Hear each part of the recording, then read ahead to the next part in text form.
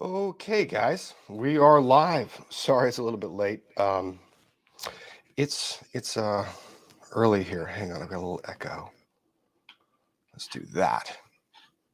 Does that help at all? Maybe, maybe a little bit. Okay. Um, anyways, because it's so early in the morning, because I never stream during this time, why don't we go ahead and do what Hogue does in the morning? Because I love hearing when he does it. Where are you guys tuning in from? Let me know where you're logging in. What are you doing this morning, afternoon, wherever you are.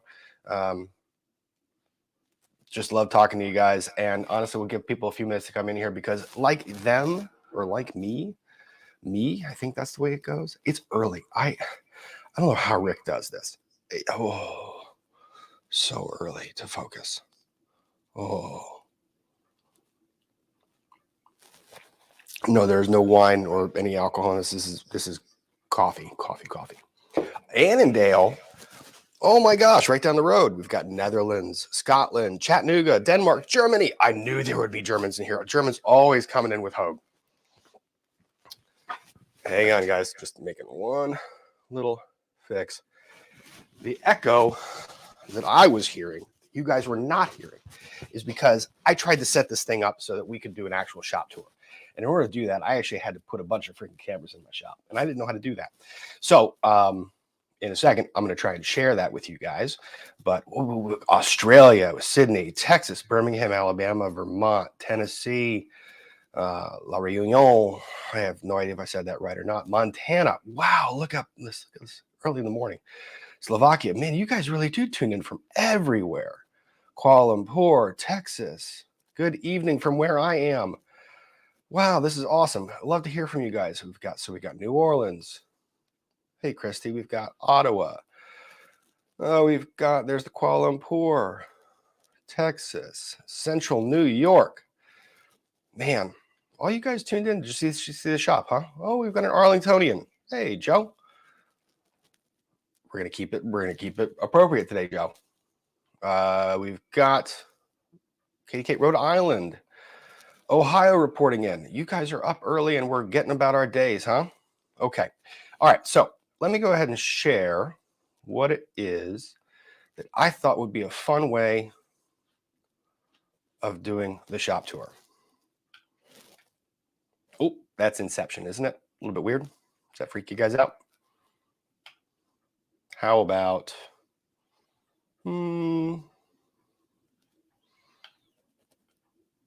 that one? Or that one? See? We got cameras.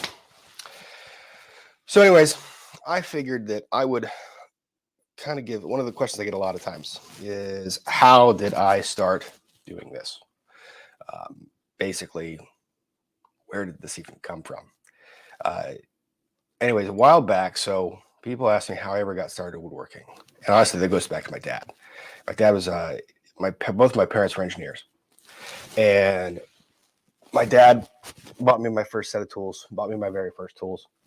And the reason not the reason was, he always wanted us to be involved.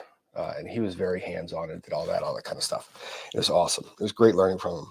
And I, at the age of about 11, really wanted an iguana. I wanted a pet iguana more than anything in the whole wide world. And I'm going to go over here while I'm talking to you because I have to fix this. I wanted a pet iguana more than anything in the whole wide world.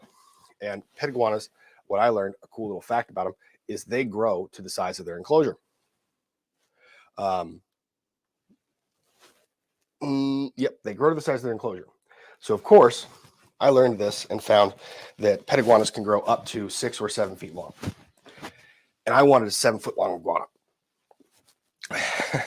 So, trying to convince my parents as an 11 and 12-year-old to get an iguana or to let me get an iguana was a nightmare. But my parents eventually caved and they said, Rob, if you build the enclosure, we will get you the iguana, or you'll be allowed to get an iguana. So I built a 7-foot tall by 2.5 foot deep by 5 foot wide enclosure. I did not get my iguana, but I did get to learn a little trick or a little trade. That was kind of fun. Oh, and I see that Scott's in the chat. Yep, we are. Scott, now, by the way, to anyone who's still here, and I see Uncivil too. Good. And hey, guys, how you doing? anyone interested, Scott and I are doing our Trials of the Century tonight at 8 p.m. Eastern Standard Time. And we are going to do that on Scott's channel. We're covering H.H. Holmes, America's first serial killer. Really wild story. We're going to have a lot of fun with that. Anyways, so I didn't get my iguana, but I learned a trick. And then several years goes by between 11 and obviously now, I'm not going to tell you how old I am, but several years goes by and buy a house. And then when I bought a house, the house comes with all the housey things. And you learn little DIY tricks and little things to do here and there. You buy your first set of like your first battery operated tools, your first battery set of tools, and you start trying to figure out how to manage a home. And I always loved that. My dad was mechanically inclined and taught us how to do that kind of stuff. So those kind of came a little bit second nature. And then also the lovely thing that you guys are watching right now, YouTube, fan-freaking-tastic for teaching you how to do things that you don't otherwise know how to do. So that's kind of how the start happened. And then, well, then my dad got sick. And when my dad got sick, things changed. And I needed an outlet. And the outlet became projects, big projects. So every single project I had, wow,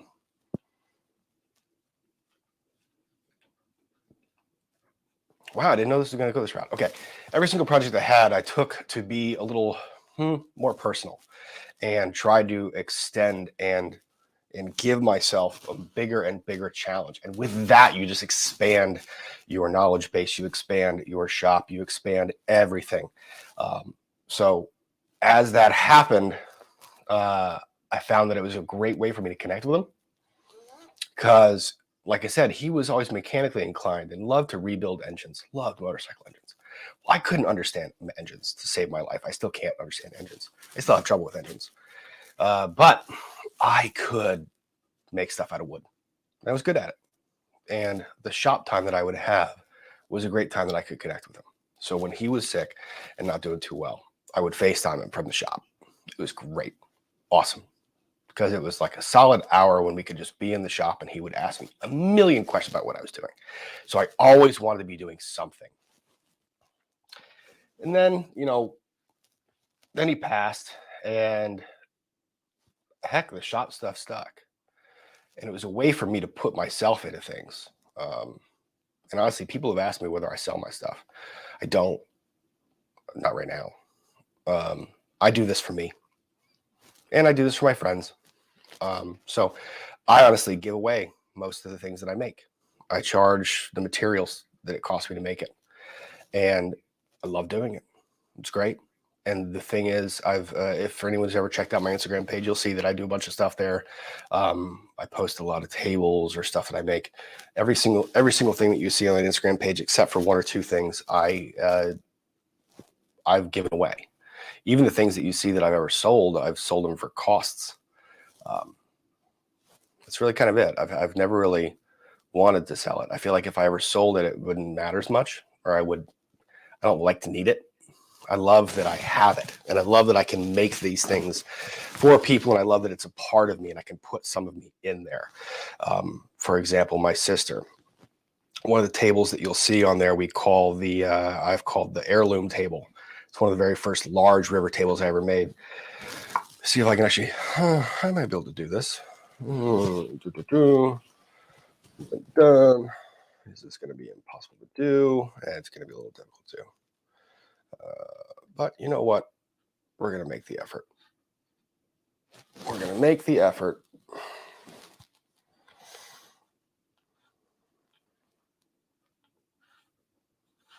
Because you guys are all here.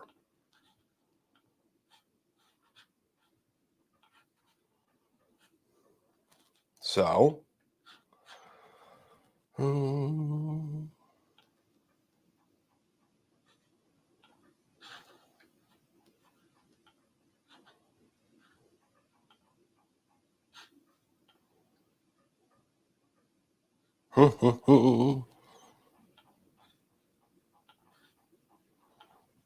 we go.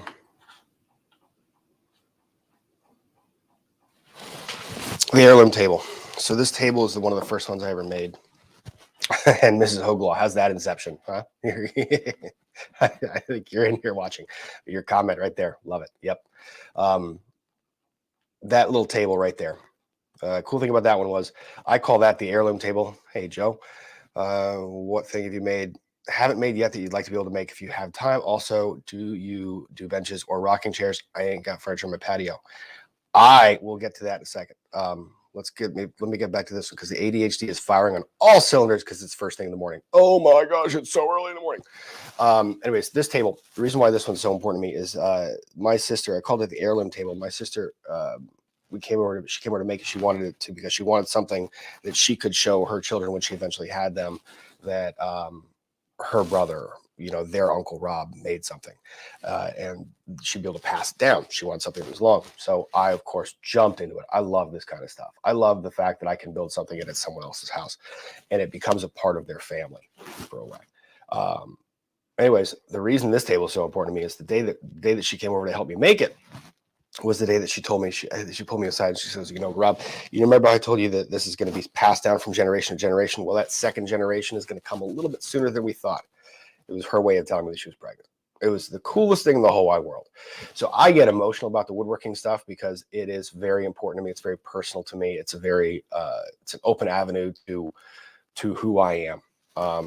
So I thank you guys for allowing me to share that with you guys. But yeah. So anyways, that's how all of this started. And with every single project, the shop kind of grew and grew and grew.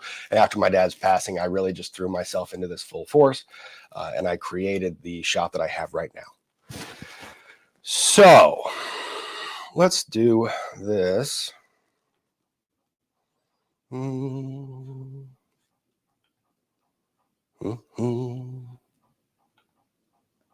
that one.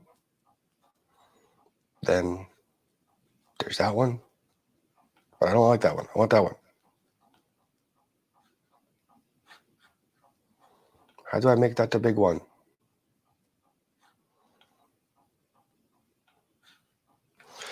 This is why this stuff backfires. Anyways, we'll do that. That's fine.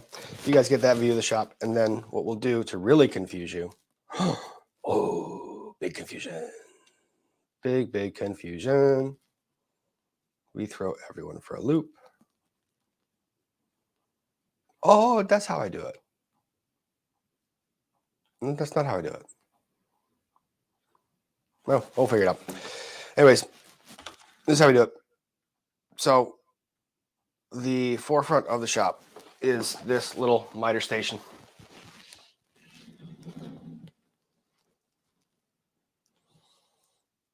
And this miter station is where I keep all of my little tools that I go to. And for those of us that are OCD inclined, get ready for a little bit of satisfaction. So when I created this thing, every one that you ever acquire, you need to be able to have all of the things that you store at ready access and ready use. So all of my different tools and all of my, well, not my tools, my little nuts, bolts, everything that I might need on a daily basis is up here. Threaded inserts for making furniture, knockdown bolts for making furniture, some wiring stuff up there, and then all my manuals and stuff are over there. And then on the left here is where I keep all of my sanding stations. I've got 3 different sanders. Big boy, heavy duty work. This guy just destroys anything I need to destroy without leaving too much damage. This is my fine finishing sander. And the cool thing about these Festool sanders, so Festool, German brand, to all of you out in Germany right now, the fact that we couldn't get these things shipped during the pandemic killed me. Oh man, the back orders were horrible. They were so difficult. Make sure that you guys can see that. But by and large, this is my favorite brand as far as sanders and fine working goes. Cool thing is they make these little interchangeable power sources. So just fire it up, you're good to go. And then another little hack for everyone who has shop stuff. You guys ever get used to coiling all of your cords and everything? Do yourself a favor. Invest in some of these little cord wrappers. Like $10. Just buy them. Throw them on all the different cords that you have. Makes it easier to store it and save it and put it away. So I've got that one. And Festool, great brand. If you cannot afford Festool, which I cannot blame you, they're a little expensive. Best sanders I've ever found. People always ask me, what about DeWalt? What about this? I found that Bosch leaves the best sanding patterns. It's the easiest to actually sand with. And honestly, they're a little less expensive than DeWalt. So you can get away with a 3-inch. And the reason I say this one is because it is Amazon Prime right now. And Bosch does tons of deals on Amazon Prime Day. So do DeWalt. So these guys are always great to have around. I think this one is like $65, something like that. A little 5-inch sander. But they do great work, and they don't leave a lot of swirl marks if you do it right and if you sand things properly. Sanding station for the 5-inch sanding pads. Then down in here, see if I can show you guys that. In that little box are all my 6-inch sanding patterns, all my little 6-inch sanding discs. So those are great. Some of you guys might have seen on Twitter that I accidentally posted. I was trying to send you guys a link to my unicorn, my little stuffed unicorn, and instead I accidentally posted a link to sanding paper. Sounds an idiot, but I guess I'm an idiot that's on brand. But 3M came out with this great new sanding paper that I'm trying to get. I've been testing out because some of this stuff can get kind of expensive. Sanding paper in general can be kind of expensive, especially, I mean, the Festool stuff is like $10 a disc. It's really kind of ridiculous. And then Mirka makes a competing brand that is this Abranet. Great stuff. But anyways, 3M came out with their brand of sanding paper, the Cubitron, or their new one, the Cubitron sanding discs. And that's been on sale. That's really cool. And for those of you asking, that cabinet that's back there, yes, I built that cabinet. That was just plywood, and then what you're seeing there with that cherry trim, that is the old kitchen cabinets that I had upstairs. I took all the doors off and I planed them down, and I ripped all of those boards to basically do the trim out of those cabinets. It was a fun project too. It was really fun, but it became kind of the center of the shop. And then the workbench that I'm sitting at, the one you're looking at right here, this one I built as well. So let's see. But on the cabinet, so you can see on the right side of that little sanding station, that's where I keep all of my little nailers, all the little pneumatics. I'm going to go around this way so you...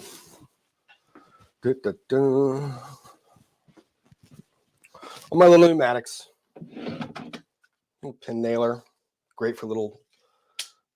for anyone who does like little craft work, pinners are freaking fantastic. They shoot these little headless pins. Not a great deal of holding power, but when you're just doing crafting and little small builds, they're great. When a handheld staple gun doesn't work, or isn't strong enough, you can go pneumatic. A little overkill, but you know what? That's kind of what workshops are about, overkill. And just other nailers, demo saw. And yes, I do have a big framing nailer. I'm not going to pull it out because it's a pain in the butt. So that's that side of the workbench. Let's go a little bit over here. I'm trying not to get you guys dizzy. Oops, sorry. Shaky. Shake. There's the center of it. The center of the shop is that little Makita slider. And I used to have a DeWalt 12-inch miter saw that I loved. It was great, but it was huge. And it would take up so much shop space. And honestly, there was zero dust extraction. And when I'm in a shop like this, people have asked me also, where am I? I'm in my basement. This is an entirely enclosed area. So I need to be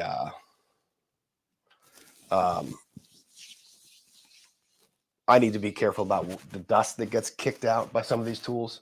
So Makita, great thing about that saw is it's got remarkable dust extraction on it. You can see the boot, this little black shoe down here does a great job of extracting it. And then at risk of, well, I don't want to really fire it up because if I fire it up, it's going to make things loud. People were asking about this thing in my pocket, if it's a beeper. That is not. That's actually a microphone. It's a little Lavalier microphone that I got so I could be down here and talk to you guys without the audio going in and out. So I don't want to blow your ears off by firing up that saw, but I've got it hooked up, and I'll try to find a link to it too. I've got it hooked up to an automatic, there's a little shot vac in the back corner, tiny little shot vac. And when I fire that saw up, it will actually trigger that vacuum automatically to fire up and then stay on for another 5 seconds after I turn the saw off.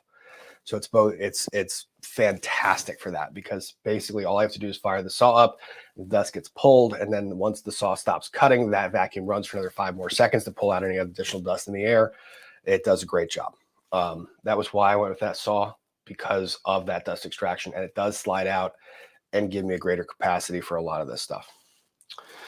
Then let's see.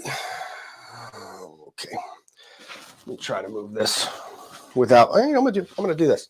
I'm gonna remove it from the stream so I don't make you super dizzy while I do this.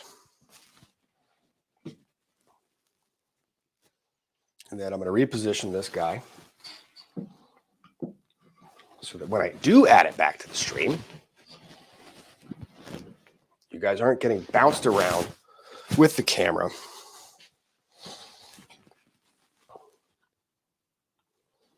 Aha! It works.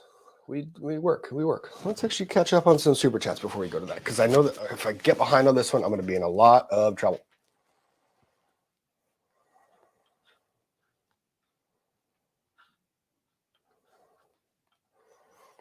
From Miriam, hello from Slovakia. Hello, thank you for tuning in. I don't know what time it is there, but it's early here. Thank you. Amanda Langman, West Virginia here, about to take Prime Day calls. Prime Day calls. Oh, you mean suggestions, or are you actually taking Prime Day calls for other people that are buying stuff on Prime? Either way, pretty cool. Thank you for tuning in. Steffi, not from Tennessee, but you're the only 10 I see. It is too early for me to read this stuff, guys. And don't take that as encouragement. I will be reading, and I'm going to try and stop myself from reading dumb things. You be kind. Thank you very much for the super chat. Thank you for tuning in. Jennifer T, how have you been dealing with the attention and so many followers, both good and bad? I've considered social media, podcast presence, but I'm concerned due to my job, med, and Millen advice. To be quite honest, it's a weird thing to get a hold of or to wrap your head around. But honestly, I like seeing you guys. I think I've said it before, I'm an extroverted introvert.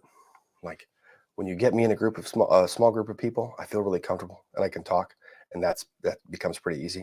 But the idea of lots of people kind of freaks me out. So when I did my very first live stream, and even now it's still getting used to it, there's 1,000 of you in the chat. When I did my very first live stream, seeing the number 1,000 kind of freaks you out.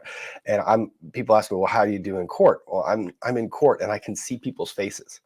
And that's why I say I'm an extrovert introvert. When I can see people's faces, I can see their reaction. I can see how they're responding to what I'm saying.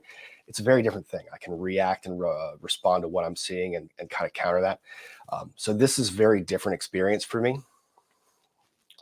However, all of you guys showing up in the chat, and I've become a lot better at that, at seeing the things they're saying and then the encouragement that you guys give.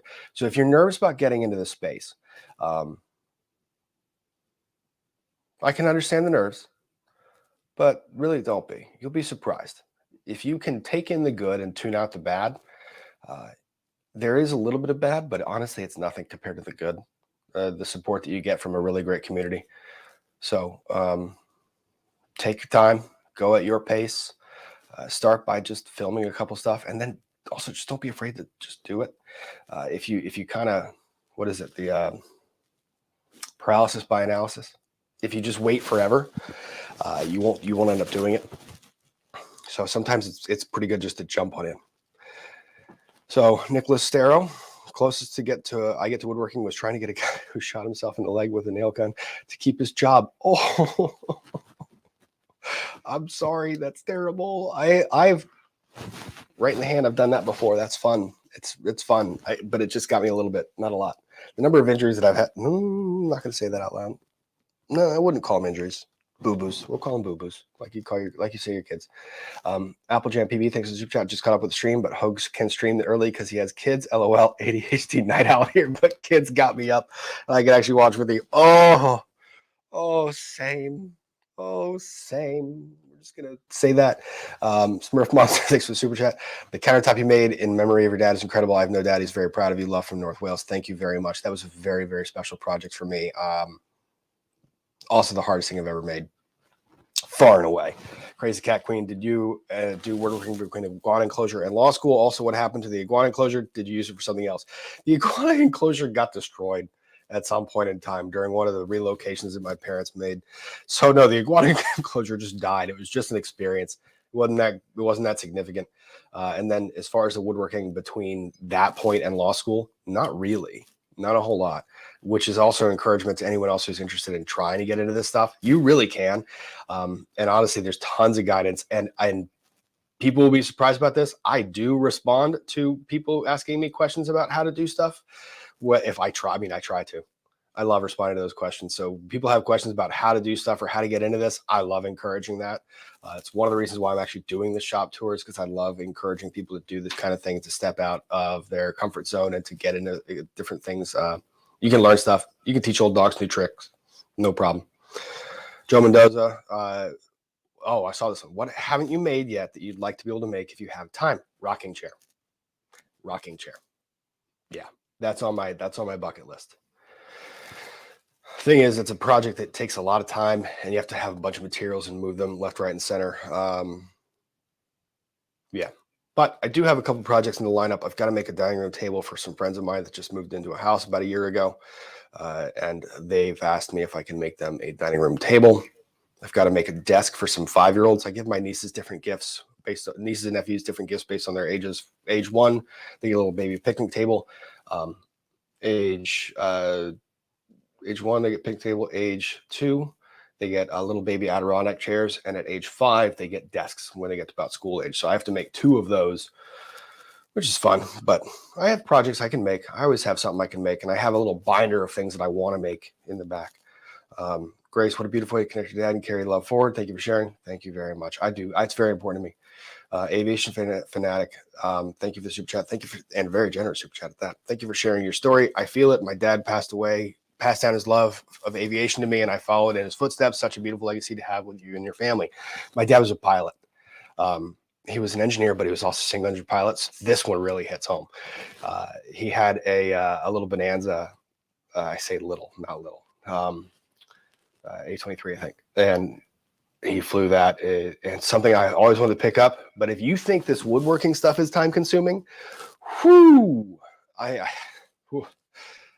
love aviation. I love being an airplane. I wish I could fly. I've done some of the ground training, but not nearly enough.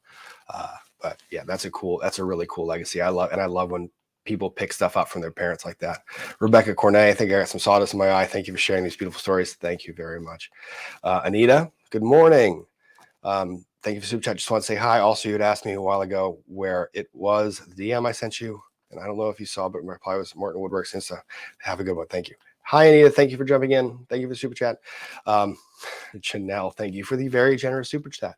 And yes, the Wood Daddy stack, that was fun with Emily. A little bit wild. I have no problem with that. That's those late night streams are hilarious. And that one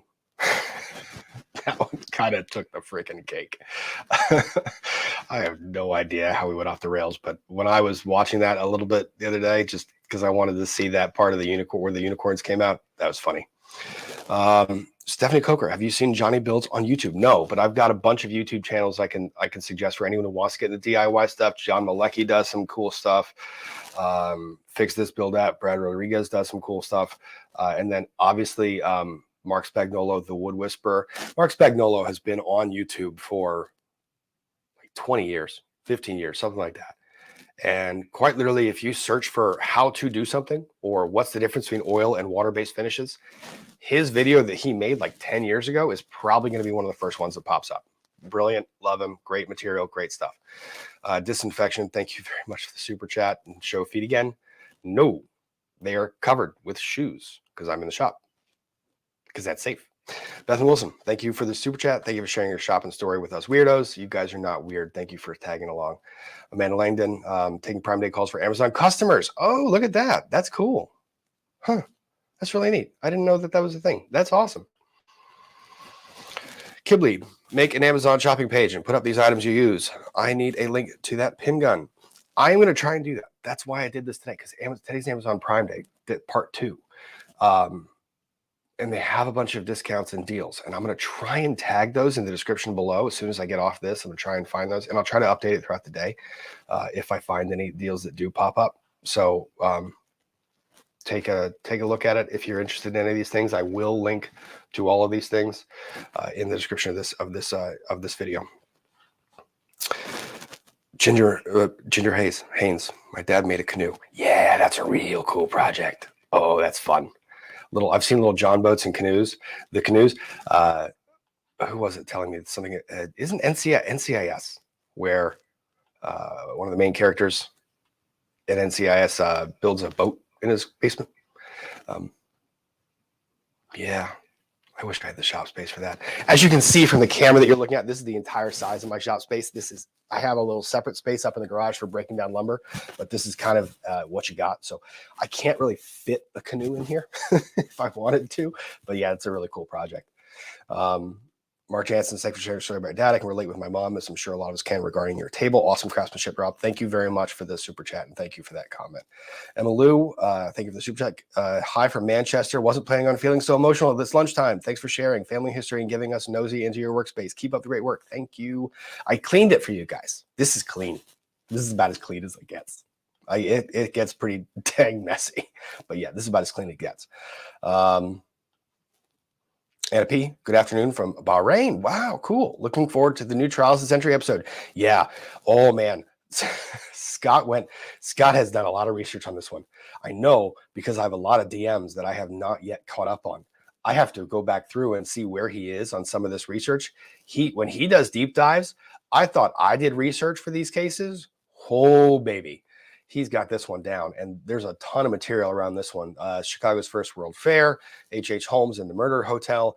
I mean, this is, yeah. This is kind of, he's one of the first people that I think was diagnosed as a psychopath. So very strange character. Tune in to 8 p.m. on Scott's channel. Check that out. It'll be kind of fun. It'll be fun to do that. Lucky, hey Rob, which wood do you really like to work with? Ooh, good question. I like to deal a lot with live edge lumber, walnut. Oh, it's so easy to work with. It's a perfect mix of hard and soft. It actually cuts really well, handles really well. And not to mention, it's freaking beautiful. Also, hard maple is fun. I've been trying to get into dealing with a little bit more white oak. Problem with white oak is it's hard as nails, and it can be really finicky to work with. You get a lot of chip out and stuff like that, but that's kind of what it is. Mandy Stevens, thanks for sharing your interest. Thank you very much for being here. Good day from Australia. I've been watching you since JD case. Hope you nothing but the best. Thank you very much for that.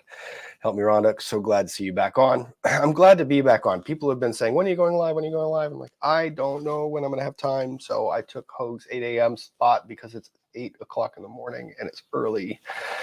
And I don't like being early. And yeah, so Chelsea, walnut has to be so expensive. Nothing right now is cheap. There is no wood that is cheap. So you kind of have to bite the bullet on some of this stuff, so to speak. Carrie, was hard to wake up this morning, but listening to you makes it feel better. You are a true Renaissance man. Thank you. I don't know about Renaissance man, but thank you for waking up. It actually is kind of cool to see all you guys here.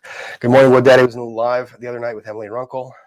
Thank you, Wicked Tricks. Nice to see you here too. Truffle Hound, sorry I'm late to the party, guys. Just lost state of origin again. I'm here to calm down.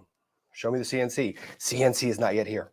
It's across the street. My neighbor was rehabbing it. My neighbor, this is a really cool thing about where you end up living. My neighbor that moves in directly across the street, also a woodworker and likes to do a bunch of DIY stuff. sorry. Also woodworker, likes to do a bunch of DIY stuff, but he's also in robotics, and he has a CNC, and he's always on the lookout for all kinds of stuff. So a while back, he was on Craigslist and found this a CNC machine that was being sold. And for those of you who don't know, CNC is basically a motorized router like that cuts and carves,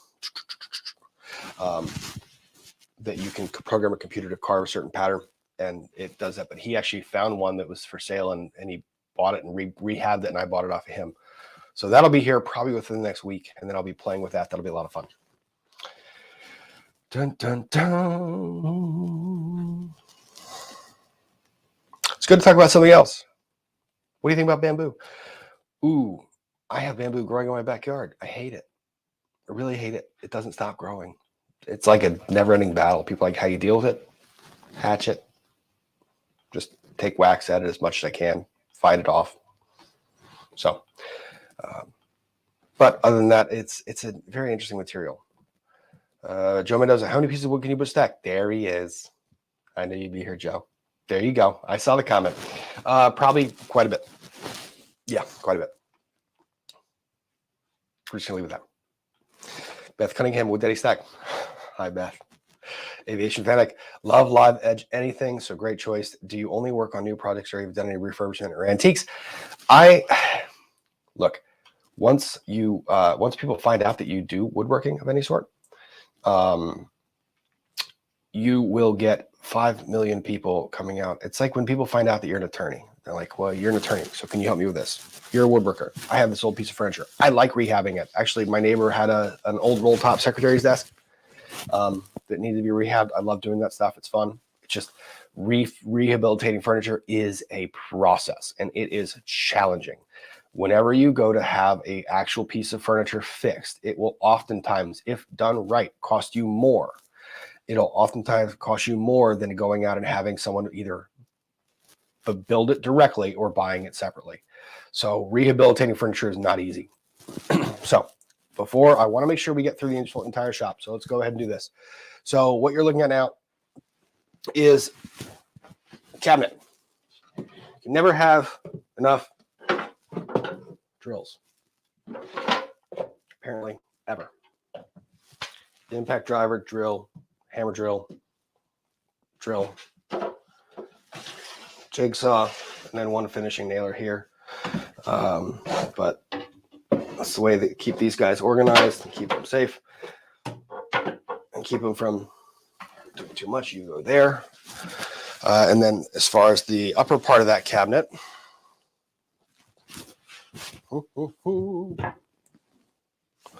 oh, I might move that camera so you guys can see it. So keep all this stuff. To all of you who, amazing, ISO tunes. They're actually OSHA certified noise isolation. So you can actually put these guys on. They link up to your cell phone so you can play music. Calls on them, not so great, but they're amazing for just shutting out the noise and then also listening to music. I love listening to music. And I have a set of these guys, which are the muffs that go over the top. And then I've also got a set of earbuds. They're not that expensive. I will link those because everyone's always asking me about them every time I have them on. And they are really effective, guys. When I say they're really effective, I mean, when my friends come over to the shop, I'll be in the shop working on something. I will not hear them come in, and they will be standing right at that doorway, like yelling at me, because these guys are isolating all of the noise. So awesome tools. I love those. Safety, gripper, great little gift. Anyone who has a table saw, wonderful.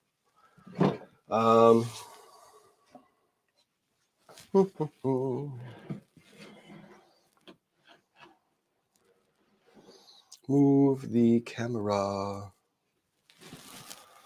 All of the Woodpeckers.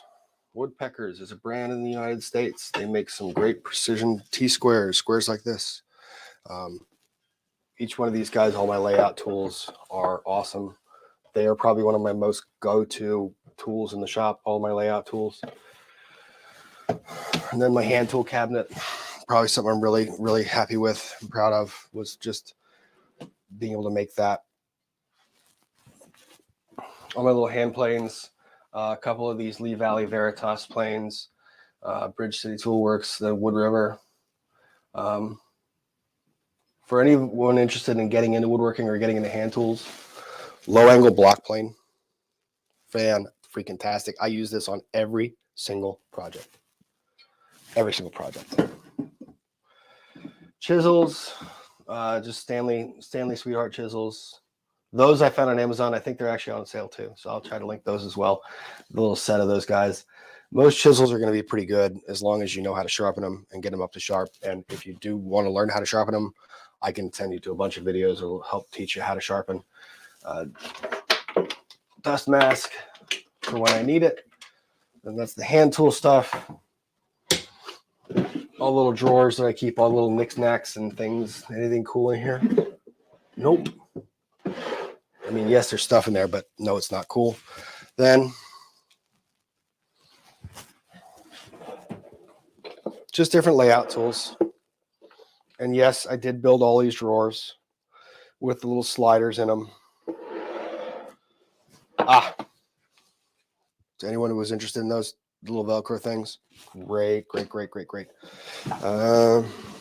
Layout tools, setup blocks. These are great, little Craig guys. Great for a little setup for different jigs, getting heights right. I use those a lot.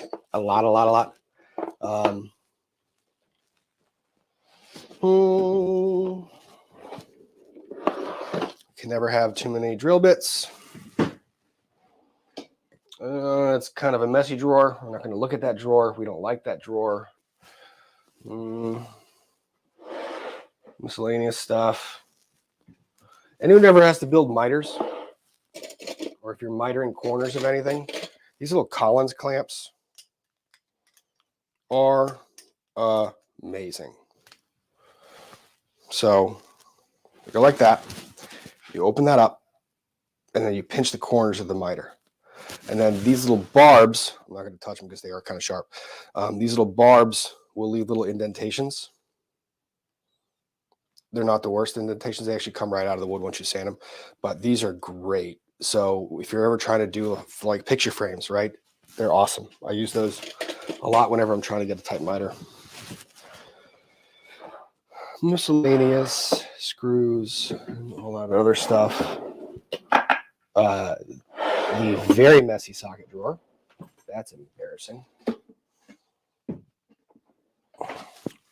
Craig, Home Depot started selling this stuff. Previously, you had to get it from different supply stores, pocket hole jigs, great little drawer setup jigs for anyone installing drawer sliders. So Craig makes some great products, great little jigs as well. And sometimes they go on sale too. Ooh, table saw blades that are not organized. That's a project that's in the near future, trying to build something that organizes that. That's that. If anyone's ever asking about, like, I'm in the shop, how does I manage dust? That guy basically is an air scrubber, air filter. He can basically clean out this entire shop area. Let's say I get it super dusty. If I've got that thing running on high, it'll be almost no dust in the air in about 10 minutes. So if I do something that gets super dusty, I will throw that guy on, leave the room, come back in, and all the dust will be gone. But I usually have that guy running for the most part all the time. And then for those of you ever interested in, like, whoever has a workshop right now, one of the best hacks that you can ever have about how to manage a lot of these dust extractors or vacuums. Velcro. This little guy. Basically, it's one of these little remote switches. So there's a part of it that plugs into the wall, then the vacuum plugs into the other part, and when I turn it on. So it's got 3 little switches. 1 turns on my vacuum, 2 turns on the dust extractor, and 3 turns on the shop vac that's outside. And I put a little Velcro so that I don't lose it. And I have another one of them that's actually linked up and lives permanently on my my shop apron. Yes, I have a shop apron. Because when you're getting dusty,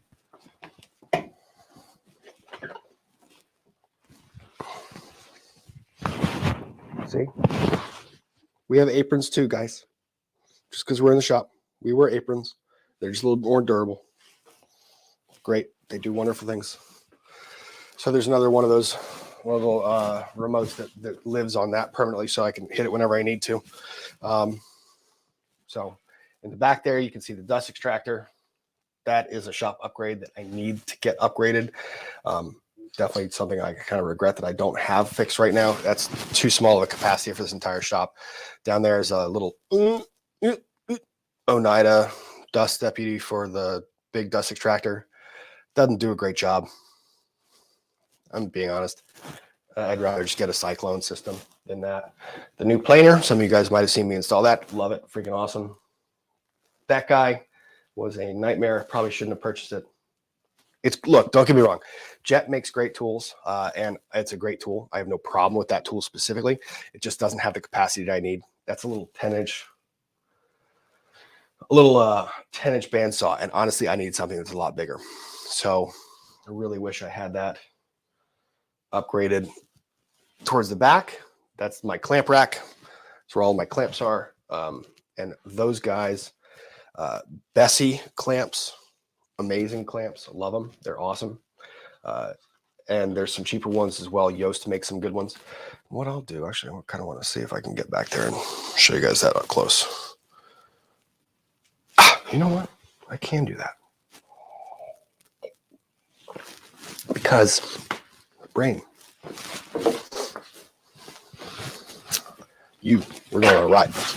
We are going on a ride. Going on a ride. Hopefully, you guys aren't getting too dizzy and it wasn't weird inception. Clamp rack. Yoast clamps. Pretty good. Not too bad. Bessie clamps. Much better. Much stronger. Parallel clamps, etc. than the wire clamps. And then pocket hole jig that I pull out every now and then. There's a little baby dust extractor. Dust deputy. And then my router cabinet. Yes, that got built. I built it. It's awesome. I love it. It holds all my little router bits.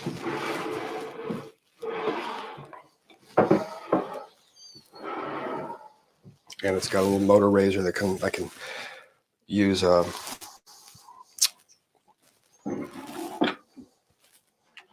Hopefully this isn't too loud. This guy goes in there, and I can wind him up to raise the motor and lower the motor. I've got dust extraction on the back. All the dust goes out that little port in the bottom and out that port there. So it does well. Miscellaneous hoses. For those of you who ever buy shop vacs, these big ones, they suck.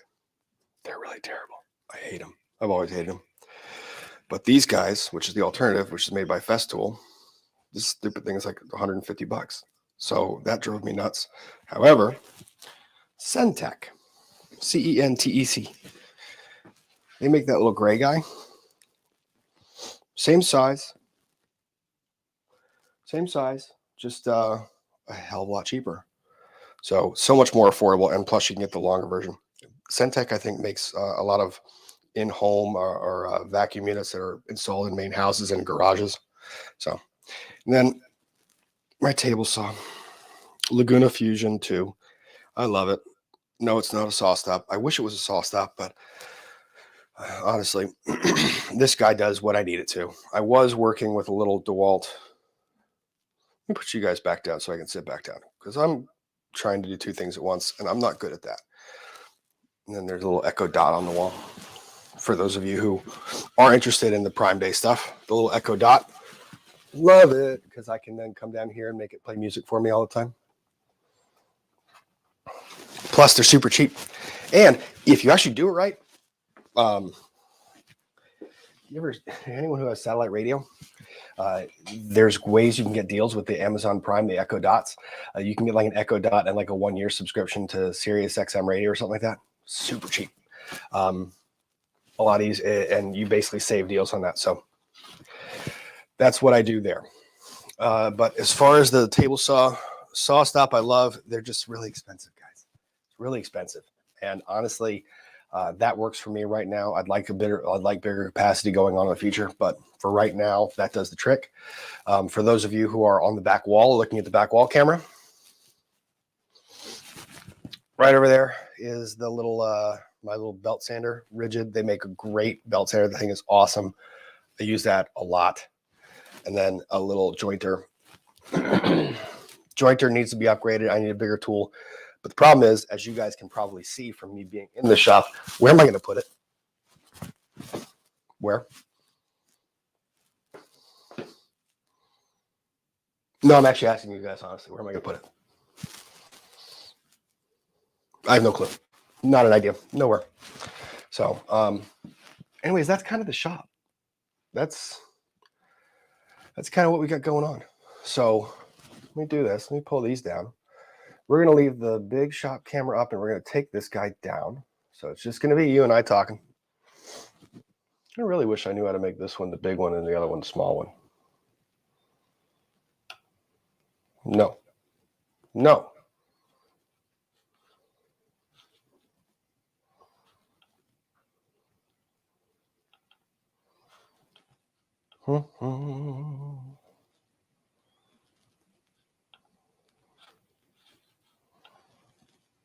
See, this drives me nuts.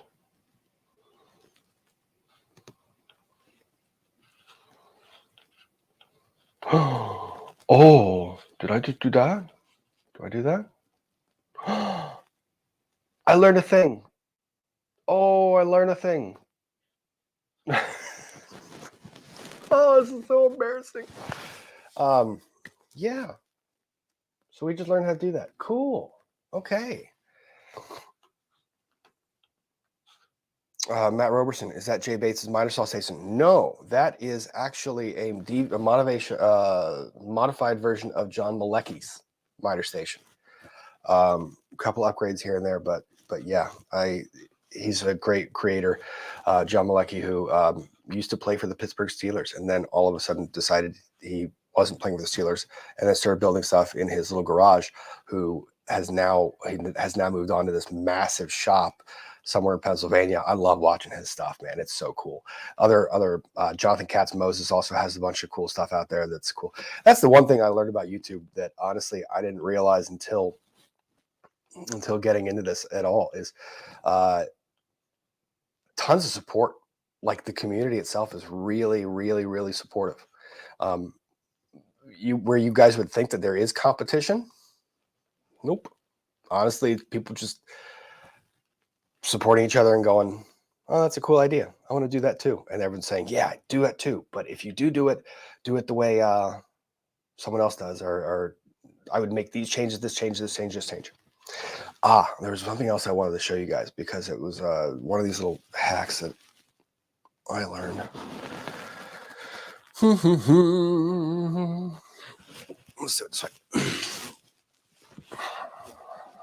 Cord management, cable management. I have, obviously, as you guys can see, I have cables and cords. Ooh, that fell. Cables and cords strewn all across the shop, and they can be a nightmare. These are a lifesaver. Wrap it. Little hook, holds it, Velcro, strap the stuff up so you can throw little hooks on the wall and just hold all the little hoses and cables and cords. Awesome. Wish I knew about those a long time ago because they are fantastic. Do I do wood turning? No, but a lathe is in the that's in the shopping cart. It might be in the shopping cart. Just need to pull the trigger on it. Tools are expensive, guys. This is I chose a hobby that's bad idea. Like because once you start buying tools, I've heard this about people who do tattooing. Like once you get your first tattoo, it's like you can't stop getting tattoos. I don't have a tattoo for that reason because if I got a tattoo, I'd probably get more tattoos. And tools, same thing. Once you buy a tool, you want more tools. All the tools. And when I have a project, I will pick projects quite literally because doing that next project will allow me to buy a new tool that I've had my eyes on. And reason I wanted to do this stream is because I use stuff like Prime Day. I use stuff like Deal of the Day. I use stuff like that so that I can feed my tool addiction in a way that leaves me living in the house instead of living outside of the house and not having the house. So yeah, I do that all the time. Yeah. So that was why I kind of wanted to share with those tools with you. And I didn't buy all these things at one time. I accumulated them over a period of time. Honestly, if you are new to woodworking, you don't need to get a ton of stuff. You can honestly start pretty simple. What I would recommend is maybe getting one of those. You know what? Let's do it this way. Well, I like this way. That's good. What I recommend is doing maybe one of those battery, those sets, but get a good one. I like the look. If you can afford Milwaukee, great, wonderful, love it, great stuff. If you can't afford Milwaukee, DeWalt. If you can't afford DeWalt, then I go Milwaukee. Boom, boom, boom. Get one of those big comprehensive sets, but find a battery platform that works for you, because what you'll find is you'll end up buying batteries left, right, and center. And I will link to it. Amazon Prime Day had a great deal on the DeWalt 20-volt batteries. Like $100 off or something like that. So I'll try to find a link to that and throw it in the description below. So you don't need a lot to get started in this stuff. Good set of battery operated tools will get you outside and building stuff. Just create a little space for yourself. Hand tools. There's a lot of hand tool purists. I got into hand tools a little bit later. It's not really true. You kind of start hand tools, like basic hand tools, and then you go to power tools because it's easier. And then after you learn how to do some of the power tools, and you come back to hand tools and you learn how to do that stuff a little bit better. And there's something more intimate about it. Plus, there's some stuff that you can only do with hand tools. So that came a little bit later, but you don't need a lot to get started, really. You can get a lot done with just construction grade battery operated tools. Just start working on it. Get outside, build something. You want to build something? Build something. It's easy. You ever have any Harbor Freight tools? Thoughts? Harbor Freight. I have opinions. Harbor Freight is great for one-offs, like a tool that you know that you're going to use one or maybe two times, because those tools are decent. They just don't hold up. They really don't. I have some razor blade scrapers. I get those from there because honestly, when I destroy that thing, I can toss it. It's gone. It doesn't bother me anymore. So that's why I use the Harbor Freight stuff. Otherwise, my theory with tools is if I'm going to use it more than once, or if I'm going to use it on multiple projects, I'm going to buy something that's going to actually hold and hang on to it for a longer period of time, which means quality. Great project if you ever do want to start building stuff. Build yourself a workbench. Great project. Tons of skills that you learn in there. Build yourself a bench. You can find 9 million plans on the internet. This guy, it's not a hardwood top, so you don't need to spend a lot of money. This guy's plywood. Whole thing. It's laminated plywood that I glued up and glued together, and it is heavy. This thing is probably 400 pounds, 400 or 500 pounds. So. And then May the Faye, you're being nice about Harbor Freight. Look, you know what? Those tools have a purpose. And if I can get a couple of tools that I can beat the heck out of and just toss it at the end of the day, yeah. And then Chickadee, Milwaukee, better than DeWalt. I will say that's a matter of preference. Milwaukee's great. It's just expensive. It's expensive. Some people don't have the budget for Milwaukee. I have the budget for one Milwaukee tool, but once you go to a battery platform that you have, it's easier to expand with single tool purchases on that same platform than it is for you to try and switch to another platform. Plus you don't want like 9 million different types of chargers around. You want one set. Look, anyone who's a husband and wife set, if one spouse is doing the work and the woodworking stuff, the other spouse, if there's more than one battery charger, that other spouse is going to be like, why are there battery chargers everywhere? Now, I did not use sexes in that because I know that it works both ways. I know that there are crafting things that go out, and I know there's all kinds of stuff. It doesn't matter. It's not this is male, female. This isn't any of that. But if there's one spouse that has the tools, the other spouse is not going to like how many battery chargers there are.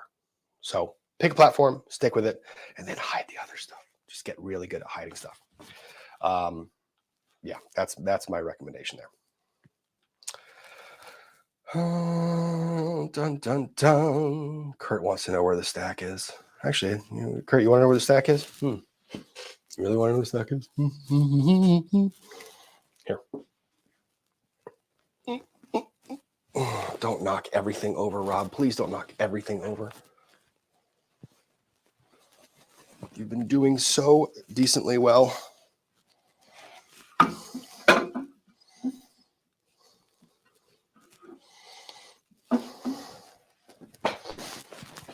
Kurt wants to know where the stack is.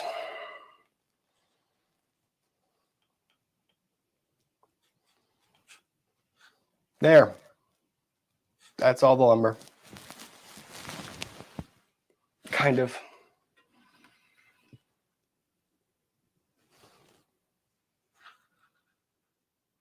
That's some of it.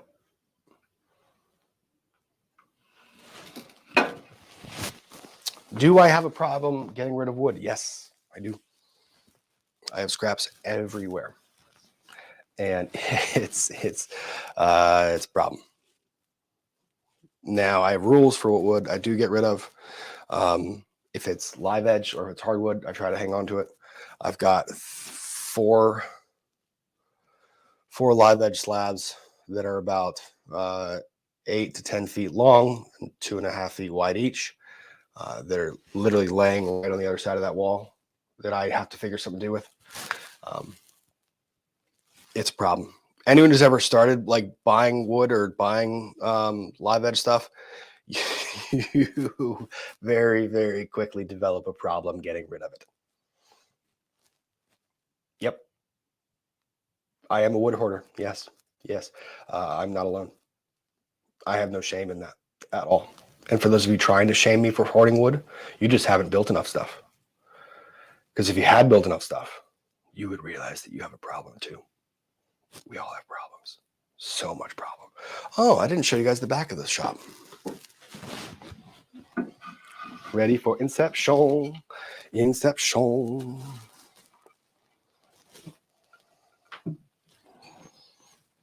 This way you guys know where I am. Like when I'm bothering, when I'm like calling in different people like and annoying them from the shop, this is where I'm hanging out. So this is the back. Yep. These are old Maryland license plates from when I was growing up, right around the road. That is Michelangelo at the very top. Robert, like an old thing my mom held on to for a while. Let me go back there and show you guys what's going on back here. A little wire stuff. These are easy. Little wire racks. This guy, he holds some of the spray paints and finishes that I have. And it's that kind of there. You shouldn't be here. You're just a random camera.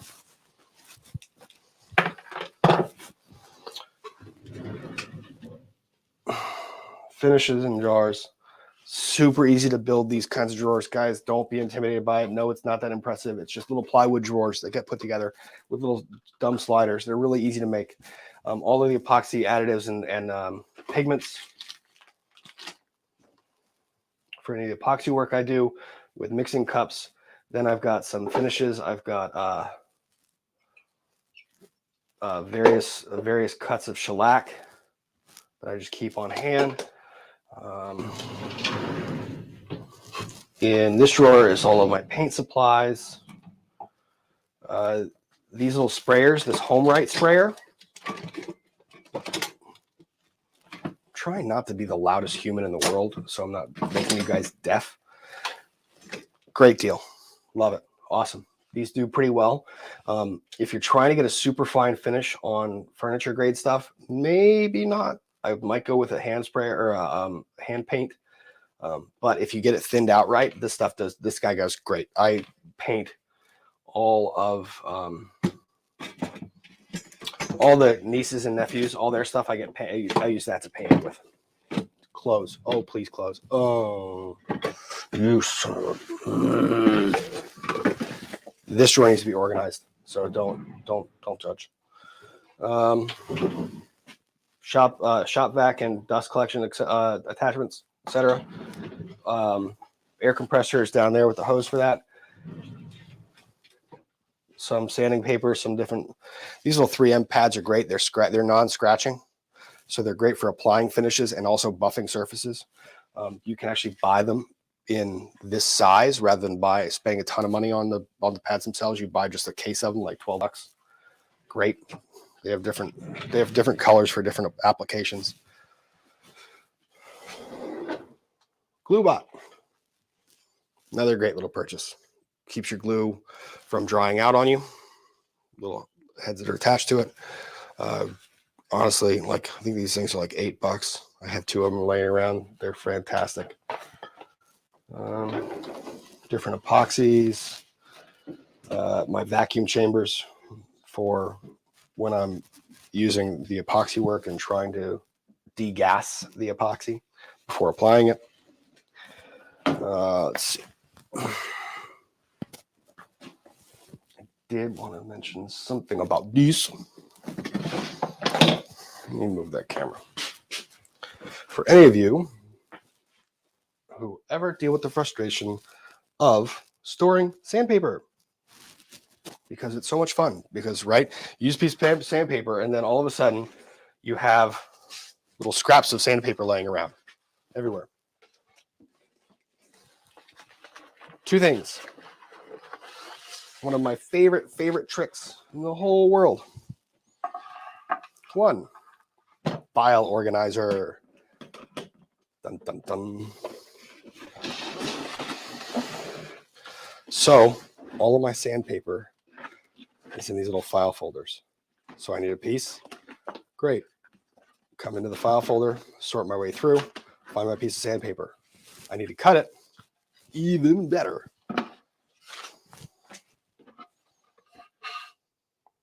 Standard little saw blade.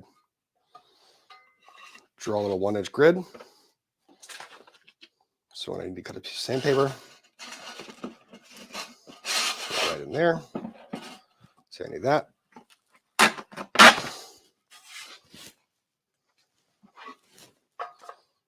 Then I take my 220 after I've used it. That's 180. That's 80. There's my 220. Bloop.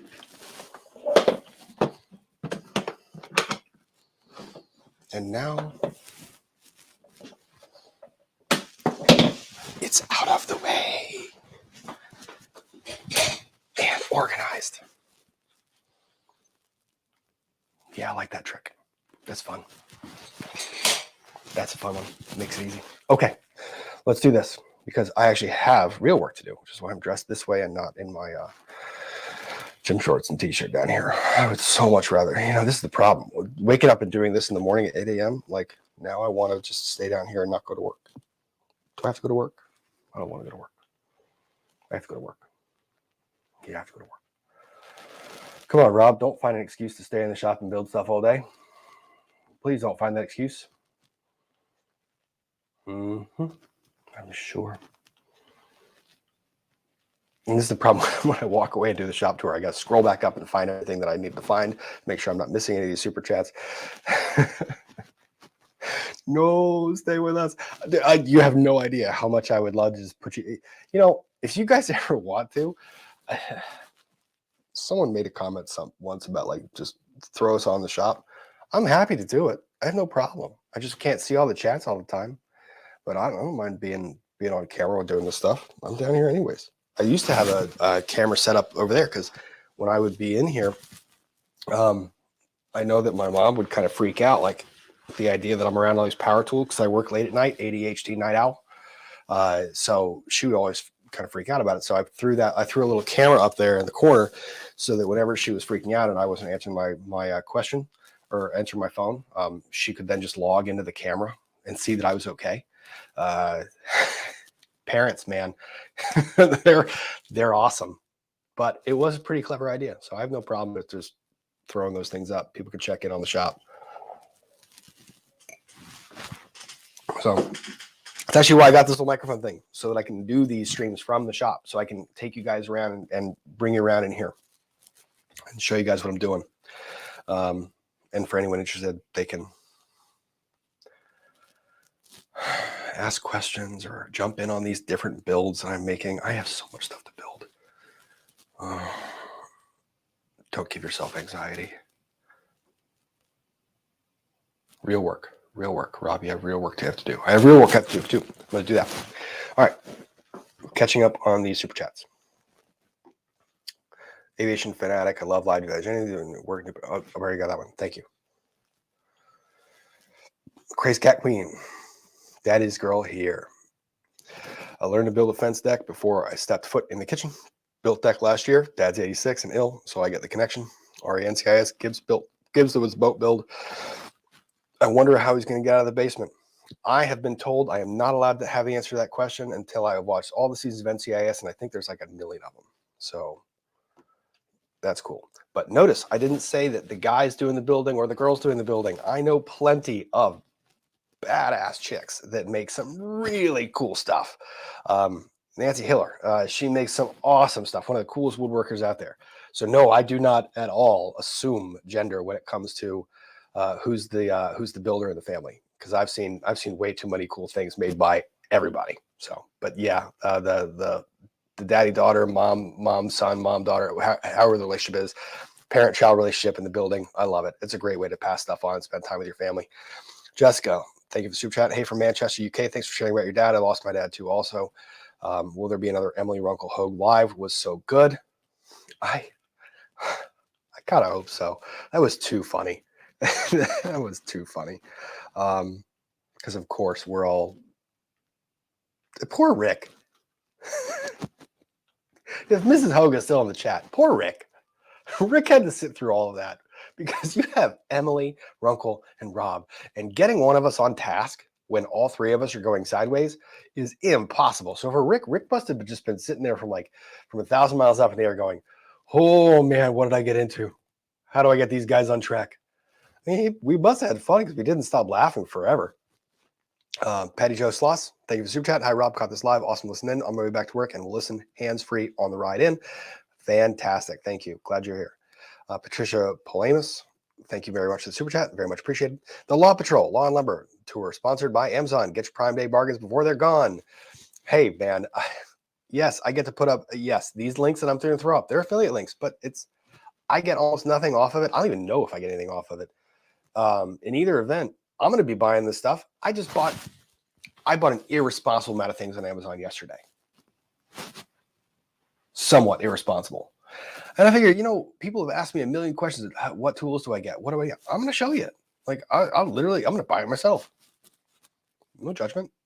So, yes, don't throw shade. Sabs McDabs, thank you for the super sticker. Very much appreciated. Crazy Cat Queen, you mentioned a router desk and router bits. What is a router? What's it for? Sorry if I misspelled router. Good question.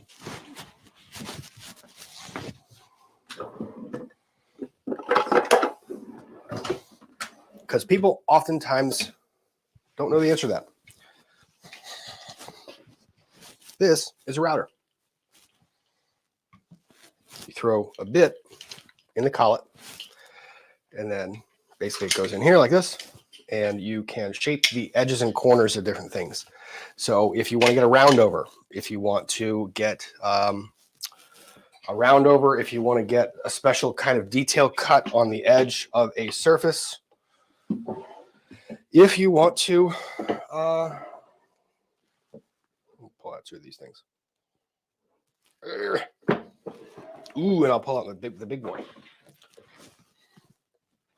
My panel bit, which is the scariest bit that I have.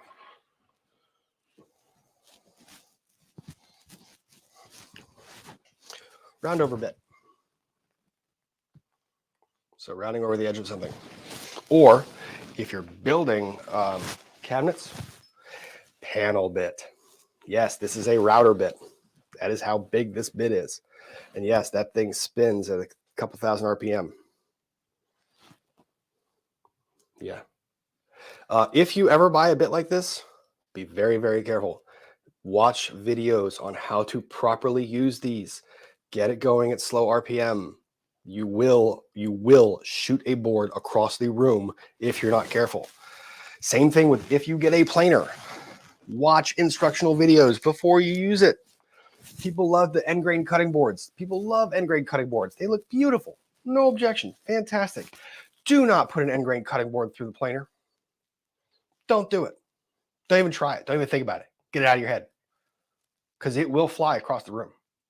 And it will go into a wall. I've seen it happen. Like, I've seen people do it. Granted, you watch them do it like on videos of them after the fact. Don't do it. So watch videos. Do things safely, please. Please do things safely. This is, don't do dumb stuff. Like, I get the safety police always come in and they're like, you're not wearing eye protection. Look, in this shop, I don't have to wear a lot of dust protection at all because I've got the dust extraction system up where I don't have to worry about that.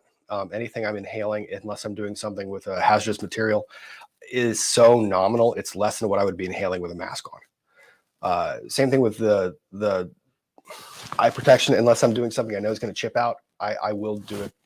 Maybe not that way, but if you're using a tool for the first, second, third time, fourth time, fifth time, even if you've used it a million times, use them safely, please.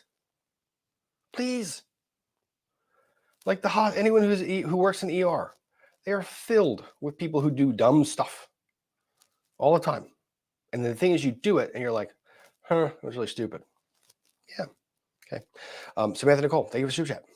Love heirloom pieces. My granddad had Moses baby basket made for my brother. It was passed on to my cousin, myself, and to my 4 boys.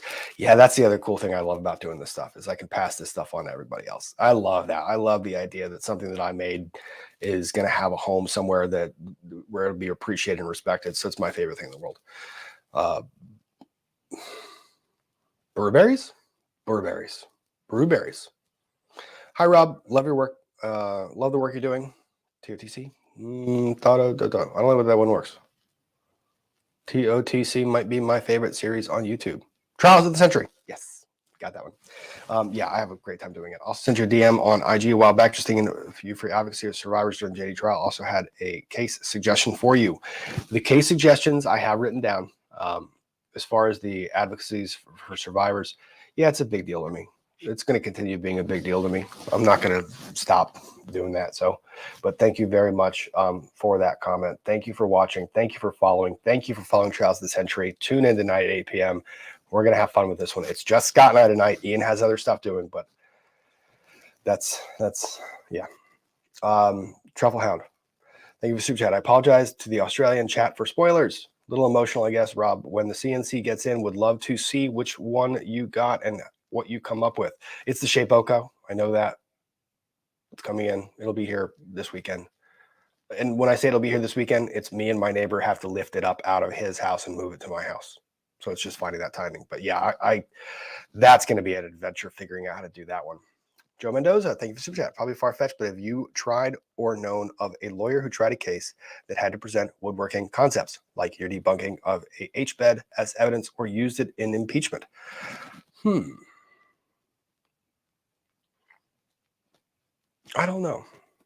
I will say that this stuff, look, any way you can expand your knowledge base, whether it's about car engines, whether it's about woodworking, whether it's about crafting, whether it's about sewing, any way you can expand your knowledge base, it gives you the ability to explain subjects in that area a little bit easier, a little bit better. So learn a new skill. Because I will say it helps me in court when I'm trying to figure out what questions to ask. I mean, imagine trying to ask a question of a witness. And if you don't know how to properly describe the concept of what you're trying to relate to a judge or to a jury, if you don't know how to describe it, how are you going to ask a question of a witness to give the witness any indication of how you want them to describe it? Doesn't matter if that witness is an expert or not. If they're an expert and are not getting the right questions, how are they going to describe it properly? So expand your knowledge base. It's really cool. It's fun too. Shaughnessy Coffee, thank you for the super chat. You're my favorite YouTube lawyer. Lost my daddy in March. I'm very sorry for that. And he passed down his love for guns and hunting to me. My daddy was my world. Yeah, our parents are really special to us. And when they can pass things on, look, I love doing anything and everything I can with my nieces and nephews. And I love doing it. And I love, honestly, it's almost cooler watching my brother and my friends go through this stuff with their kids, because I get to appreciate the third-party observation of their relationship with their kids. and I get to see it from afar. And I know in my head, like that kid is going to love every single second that they remember of that time with their parent. And then I get to see the parent living in real time. And sometimes you see the parent realize it, and sometimes they're just oblivious to it in the moment. So it's really fun to watch. It's really cool. Natalie, for people interested in getting started in woodworking, would you recommend for a project or reading? Workbench. Workbench, great. Fine Woodworking magazine is okay. They're a little bit dense. They're hard to get into. I honestly think so. Brad Rodriguez, Fix This, Build That, great channel. He makes a lot of stuff, and he's a great job at breaking down easy to build projects and doing it in a way that's easy to digest for a very broad community. What you're going to find is if you're looking for projects to start, there's going to be two subsets of the woodworking community you're going to find on YouTube. The content for actual woodworkers, or not actual woodworkers, people who have done this for a while and the concepts are a little bit more advanced, and then the DIY side. And when I say DIY side, I'm not being demeaning to that. It's just it's aimed at an audience where you're explaining to them what type of tool that you need and why that tool is important, versus people on this side where you don't need to explain why that is. Finding that subset, Brad Rodriguez, Fix This, Build That, great channel, does a great job with that. There's others that do it as well, but yeah, that's product ideas will abound. Mandy Stevens, my dad made a storage bench seat for my daughter and his great-grandchildren. Oh, I love that. That's so awesome. Nikki Honners, I wanted to buy the unicorn squishy on Amazon, but it sold out. You guys, I wonder if you guys had anything to do with that. So sad. Friday stream with EDB. You know what? I will try to find another unicorn squishy because there's multiple on there. I'll throw in the description of this video. That'll be funny. Anyone who's watching this video after the fact, they're going to come in and be like, huh, look at all these tool links. And they're going to say, what is a unicorn doing in here? Good for them. Fried chicken with EDB, Hogue, and Runkle was amazing. Made my lonely Saturday so much better. Thank you very much. Crazy Cat Queen. Any others taking note while Rob streams? Look, you guys want more of the woodworking stuff? Sure, we'll do that. We can do that, no problem. Soul Plan. Any future road trips to visit other law tubers? Love your video with Law Talk with Mike. Whoa, man, I just came off the back end of like 4 weeks of travel, and I like being home just for a little bit. So no plans as of right now. I know I got to get up to Michigan. I know I got to get to Canada. I got to get all over the place. I got to start seeing these people because it's so much fun when we hang out in person. It really is. That cord holder, awesome. Yes, indeed, it is. Travel Hound, Milwaukee is the best. I have AEG over here in Australia. Not sure if it's available in the US. I don't know. I don't think they are. Very good. Recommend. Only ever had bad experiences with Makita. Batteries just like to run flat and never charge. I have actually heard that with Makita. I don't have Makita. If I go for tool brands, I would rather spend the money, get the tool I know I'm going to use, and get a tool that's reliable. DeWalt, Milwaukee. Nice thing about DeWalt, warranty is great. I have actually sent in one of my routers, the motor burnt out. I sent it in, and they fixed it and sent it back to me in a 5-day period. No correspondence, no email. They fixed it and sent it back. Same thing with Festool. They did the same thing. And I've heard that Makita does the exact same thing. Be careful with Rigid. Rigid, when you buy that from Home Depot, they say that it's a lifetime warranty. It's actually a service contract. A true warranty is something where you send it in, and they warrant or they promise that tool is going to be good, and they'll replace the broken tool no matter what. Rigid is a service contract. If you look at the fine print of their lifetime quote warranty, you will see a lot of terms and conditions on how you get those tools serviced, and you have to go to an authorized distributor. There was a story I read where a guy brought it to Home Depot because the service center was on the back of the Home Depot. It was a separate building. He brought it in the front door of the Home Depot and gave it to the Home Depot customer service desk because the customer service desk said, yes, that service department is in the back. And the guy drops it off and says, can I leave it with you? Yes. Customer service rep goes and takes it to the back, gives it to the service department. And the service department, because they didn't receive it directly from the consumer straight there, service department said, I'm sorry, you voided the service agreement. Cool. So yeah, read up on the tools you want to buy. That's why I have those two brands. That's me. I know other people have different preferences. I will not buy Ryobi. I will not do it. Too many horror stories about things breaking and burning out. And honestly, if I am going to save the 30% of the cost on a tool, if I'm going to use it more than once, I'm going to buy the nice one. But thank you. Uncivil, you saw the stack, buddy. I showed you. Jules, my garage has the same scraps of wood in case I can use them. I know, they keep on building. Rachel Casper, my grandfather started me in miniatures and hooked me on power tools. You have an amazing workshop. Thank you for this tour. Thank you guys for being here. I didn't know if anyone would want to be here and see any of this stuff. I'm glad to see that 1,200 of you did. This is really kind of fun for me. I love doing it. It's so cool. Sarah New, key to not upsetting spouse with chargers or tools is having one that is equally passionate about their hobby, enabler / stash. Yeah. It's watching these. I love when I do projects at friends' houses because I love seeing those discussions. They're so freaking funny. You got another tool. Where are you going to put that one? Did you need that one? Why did you need that one? Didn't you have this other tool before? All of those debates. Funny. And that's the cool thing about living in this little shop. I get to buy all the tools and spend irresponsible amounts of money on stupid tools that I use because it gives me happiness and brings me all kinds of joy. But yeah. KK Watson, need hubby, see how tidy yours is. It does not exist like this all the time. And for any of my friends that are actually in the chat who have been down here, they're probably looking around going, oh, that's what the shop looks like clean. Yeah, this is what the shop looks like clean because I have to make a dining room table. And in order to make the dining room table, I need to make my space clean to start with. So it doesn't exist this way the whole time. Give the hubby a break. But, don't give him too much of a break. Tell him to organize his shit.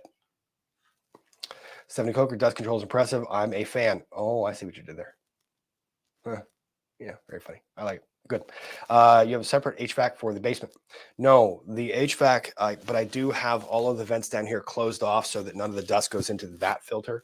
That, because this is subgrade, it actually stays pretty cool down here in the summer. And then in the winter, it's like house acts like a big blanket on it. This guy does pretty good about moving the air around and just getting good air circulation throughout the entire basement. So it's not really a problem for me.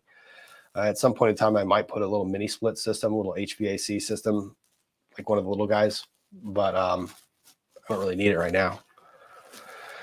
Chris Cat Queen, we have 2 to 3 battery chargers for each brand. See, that's the problem. I told you, that's the problem. If you go between different brands, you end up with like 9 different battery chargers, and then you have a single station with all battery chargers. Oh, quick PSA, reminder. Do yourself a favor. Don't leave your batteries unattended on a charger. Charge it. Pull the battery off the charger before you leave the room, like for long periods of time. Those things do overheat. It's very, very low likelihood, but they do overheat. Also, be careful about how many you plug in. Batteries, just because they're batteries, are not just inherently indestructible and completely safe. So be very careful with those too. So again, safety. Safe. Rich Casper, tools are fun. Yes, tools are fun. Oh, there's more to that. I have miniatures and have miniature woodworking tools.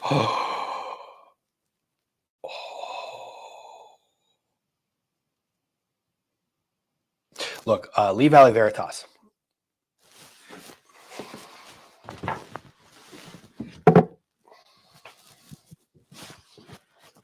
This guy.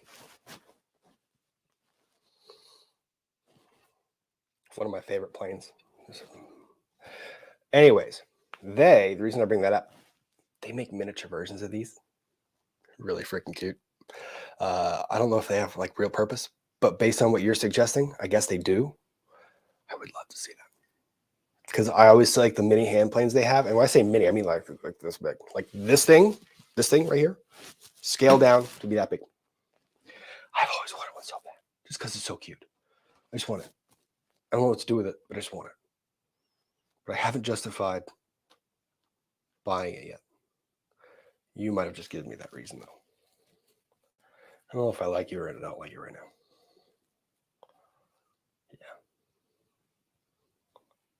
Yeah. Mini tool purchases. That's going to happen today.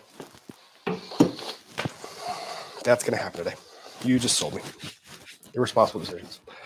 I make miniatures of dollhouse scales. Oh, that's so fun. I've made a dollhouse for my niece and nephew. I actually have to make one too for my other nieces for Christmas. I have to get started on that because the one I did, I made to scale of their house.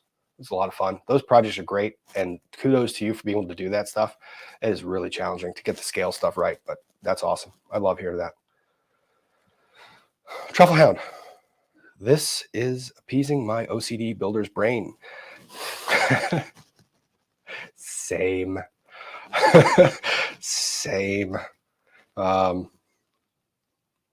What you start to see here is that organization is kind of required. The second you scale up and start doing stuff, more stuff, you need to maintain organization. Otherwise, you guys see all the tools in here. If I didn't organize it, I'd be screwed. I wouldn't have no way I'd be able to get anything done. So, Mark Jansen's analysis paralysis was the tip of the day for me. Just get out there and create stuff. Yes, dude, just do it. It's not hard, guys. It really isn't. 2x4s. One of the reasons I keep scrap wood is because in some part of my brain, I'm thinking that there's going to be a use for it at some point in time. You want really cool projects that are really easy? Here's one. Just a little garden bench outside. Super easy to make. Not hard. Tons of plans for it. Find a plan, print it out, go build something. Just go build something. You'll feel so much better when you do too. The other cool thing is, like, if you build something you can use, like I like the garden bench idea because every time you go outside, you sit on it. You're honestly just sitting on it and you can just be like, huh, I made this. It's pretty neat. Like you guys made the comment about the miter saw station. Yeah, there are times when I will come down here and just, I made that. It's kind of cool. So yeah, just go build something. Super fun. Flo Hawkins, I love your cynical attitude from a cynical nurse. Thank you. Ed Shields, my grandfather invented the vice grip. Oh, ooh, that's cool. That's cool. And Craig uses that stuff too. I didn't show you this part of the workbench. Probably better because I didn't really have time to show you this part of the workbench.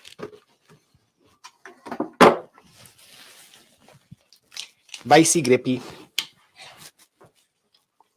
Set of face clamps. Vice grip action. So kudos to your granddad. But these are awesome. Rather useful. Very useful, but awesome. Sardanisms. Sorry for the off topic. Any advice for an adult with no formal diagnosis, but like the ADHD therapist treats for me for it, thinks I have it. I'm 30.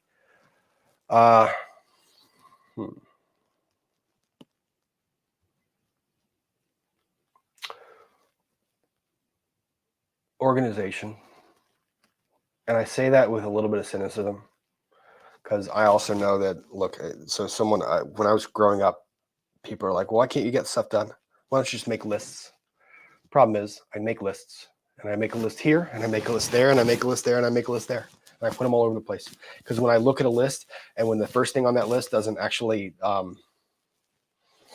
I will look at it and get paralyzed. I actually won't do the first thing. Instead of doing the first thing on the list, I'll make another list. So organization is something that's really important, and find the right hours of the day to do it. There are times when my ADHD is firing on all cylinders and it creates a problem.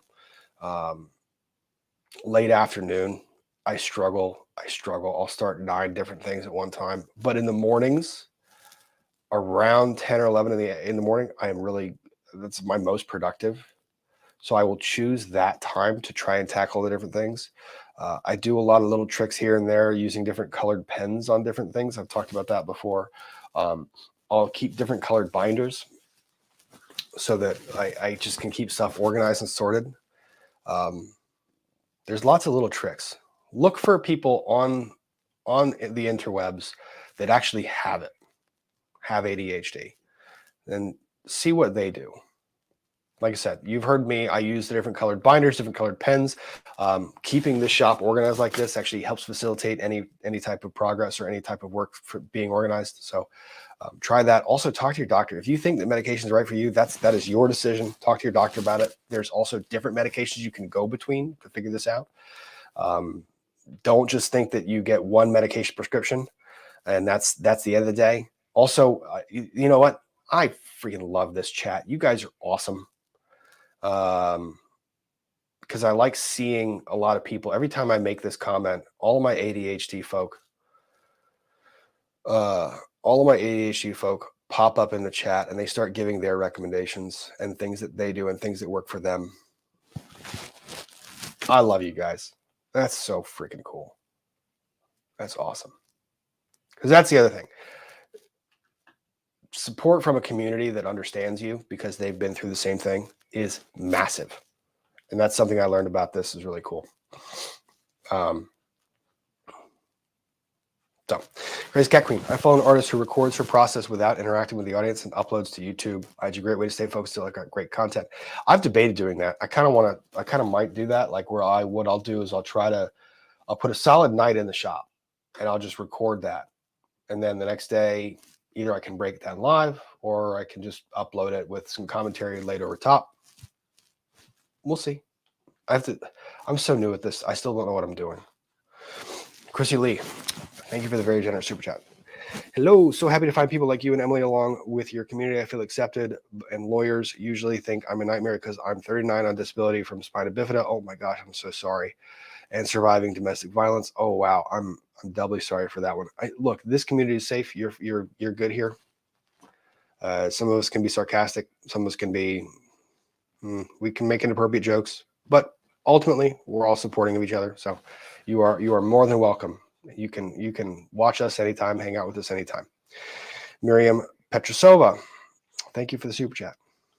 Anna Shields, thank you for the super chat. Very nice of you guys. Mary Miller, speaking of dangerous, fractal wood burning. Ooh, don't do it. Don't do it. I'm going to say don't do it. I'm going to very emphatically say don't do it. It is cool to see if I ever did do it. If I ever did. One, I've been doing this stuff for a long time. I've rewired the electrical in my entire house. So I have a very healthy appreciation and fear of electricity. And I don't mean to fear. I'm going to say respect. Two, if I did do it, you can bet I'm not doing it alone by myself. I am not going to try to jerry-rig a microwave transformer. Don't follow any of those videos that show you how to do that. If you see that video, if you see someone in a video trying to do that crap, turn it off. Don't follow anyone who throws carb, but don't do any of that stuff. Turn it off. It is dangerous. So yeah, if you have seen people do it, there are safe ways of doing it. Safe. There are kits that they sell it pre-assembled. It is a pre-made, actually intended for fractal wood burning. That's the route I would take. I'm not going to go and mess with electricity that's that inherently dangerous. You're combining electricity, water, and fire. Yeah, inherently dangerous. So there are people that there's one guy, I forget who he is, on YouTube who does an entire video where he basically says all the reasons why you shouldn't do it. Don't do it, don't do it, don't do it, don't do it, don't do it, don't do it, don't do it. And then what he does is says, for those of you who are still listening to me after I have said don't do it, I know you are going to do it because you're going to just go and find another video. I'm going to show you the only way to responsibly do it. So it's dangerous. It's dangerous. Just don't go and make your own contraption to do it. Please don't. Your life is too important. Bellamy Rose, thank you for the super chat. As a stop motion fabricator, I have respect for carpenters. Thank you for all your hard work. It's great seeing you get excited about your hobby. I love it. There's no point in having a hobby if you're not excited about it. It's what it's supposed to be for, right? Jay Saldivar, I get buying tools. Started car repair, now progressed to tablet repairs for my kids. Yeah, I bet you've got a cool shop. Yeah, I can bet that's got to be a fun shop. Uncivil. 2x4s are neither 2x4. Discuss. Actually true. That's funny, Kurt. That is completely correct. They are not. 2x4 is in reference to a nominal dimension. The actual dimension is 1.5, somewhere between 1.5 and 1 3/4 by 3.5 to anywhere from 3 and about 3 1/4 to 3.5 or to 3 3/4, somewhere around there. Those are nominal dimensions. They're quasi rough hewn lumber, but they work. You get the point. You don't have to buy a planer, you cheeky bastard. Yeah. Plywood works too. Plywood's great. Plywood and circ saw. You can build a bunch of stuff with it. But yeah, 2x4s are neither 2 nor 4. So 1x3s are either 1 nor 3. Anytime you ever see 1 by some dimension, it's probably 3/4 inch thick. Adrian Angevine, your tool collection pales in comparison to my art supply collection. Oh, yeah. There's always a reason to justify any purchase. LOL. Thank you for the tour. Thank you guys for tuning in. Yeah. Artists are another breed. Hey, I like to think that I can kind of be an artist just with wood as a different medium. Plus, I like the epoxy resin pour, stuff like that. That's fun. Rach Casper, thank you for the super chat. Thank you very much. Lucky, do you mean thumb planes? I had to sell my dad's shop off. He had tons of loads of planes, including teeny tiny ones. Is that what they're called? Thumb planes? If that's what they're called, I want them. Like I want all of them. Yeah, I want all of them. So I'll look at that though. Crazy Cat Queen. Any place where you can get lumber tools is a toy store. Oh, girl. Yeah, I have problems. I know where, like, does everyone have their own Home Depot? Like you have your Home Depot and you know where everything is in that Home Depot. But if you went into another Home Depot, it like sends you into a panic because you're like, these things are not where they should be. And then everyone who's ever been into a Home Depot, no, you cannot go straight to where the tool is. There's a rule about Home Depot. Home Depots are designed this way. You might know exactly where the tool is that you need to buy. You're not allowed to go in there and go straight to that tool. It's just a rule. I'm sorry. Husbands, wives, whoever's the objecting party. If I'm going to Home Depot, I follow the rules. I can't go straight to the tool I need. I'm not allowed to do it. You have to go down every single aisle,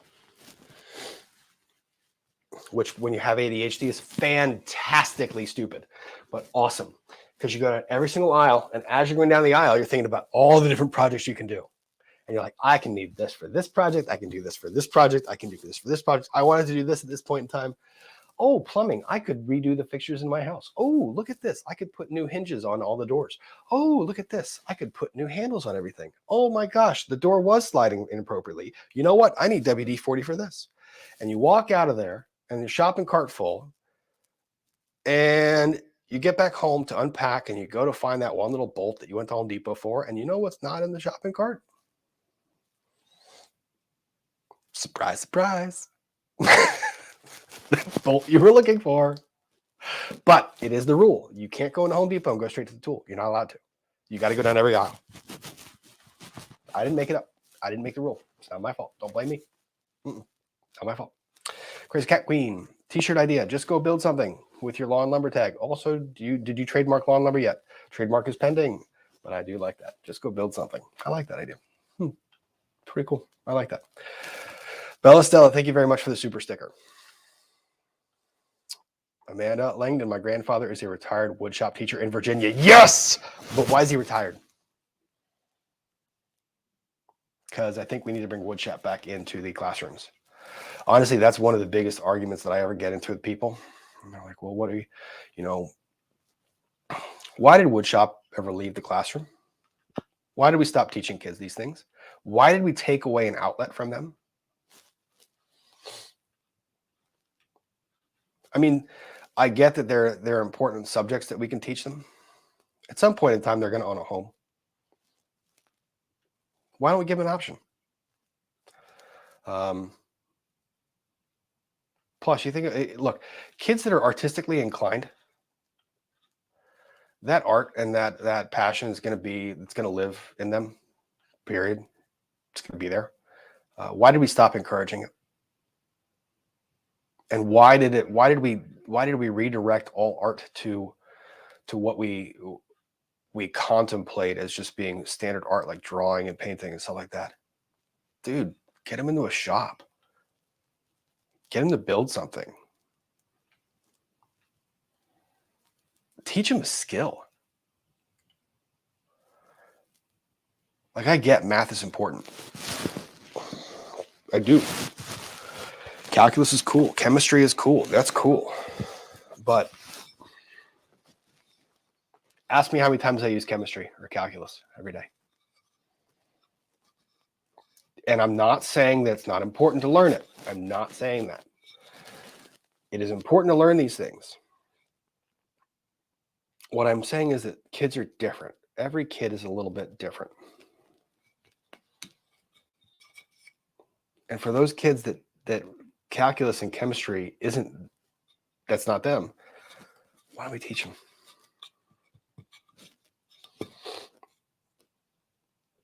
Why don't we teach them something they can use, something that gives them the trade schools are huge.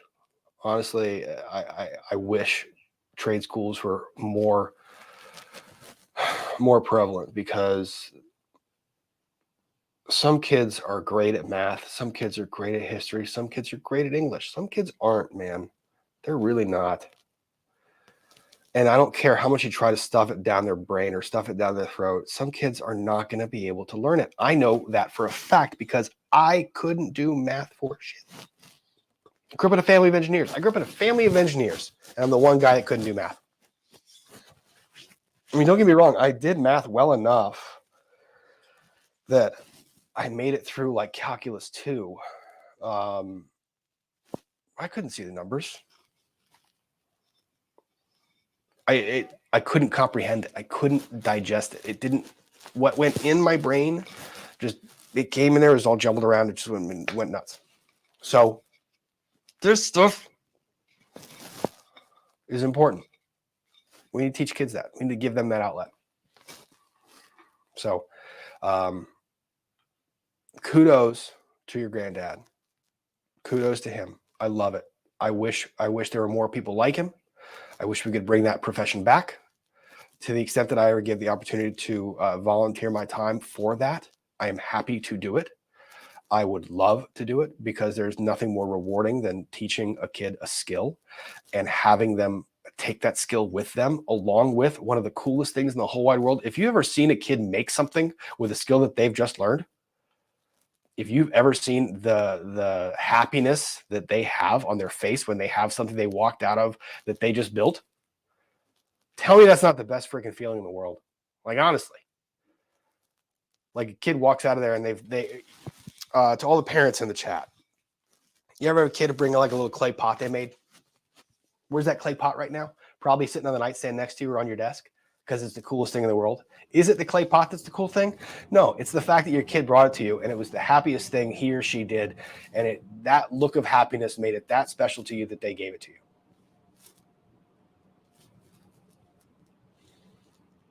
Let's give kids that. You think they really want to deal with the bullshit we've been putting them through? No, let's teach them something useful. Thank you. ADHD sidetrack. That's what happens. Trouble Hound. Guys, it's almost midnight. I'm off sleep. Thank you, buddy. Shop tour did the trick. Call me right down from my game. See you all for HH Homes. Thank you. Melanie H. Bird. I'm addicted to office supplies. It's crazy. No, it's not. I can see that too. Crazy Cat Queen. My Home Depot changed their layout during the pandemic. So I went for one item, $250 later. Yeah. I've been there. Anna P., your Home Depot trip is me going to Target. I didn't want to say anything because I knew that some people in the chat. Crazy Cat Queen, not to be a mom, but are you okay on that time for work? I'm okay. I'll be fine. I have a meeting at noon. I think I'll be fine. Yeah, I'll be fine. New Zealand Butterfly Girl. When I was at school, age 11 and 12, we all did woodwork and metalwork, girls and boys together. I did too when I was a kid. But look at kids now. Somehow we decided that was no longer a priority. And that decision was stupid. We need to bring it back. We need to bring it back. Period. Lilu, my son has ADHD. So glad your school still has woodworking and welding. He went on to trade school after graduation. My school doesn't. My school did when I was a kid. I want to bring that back. I want to bring it back. And to the extent that they need people to help by volunteering time to teach that stuff, call me. I'm on YouTube. I'll be there.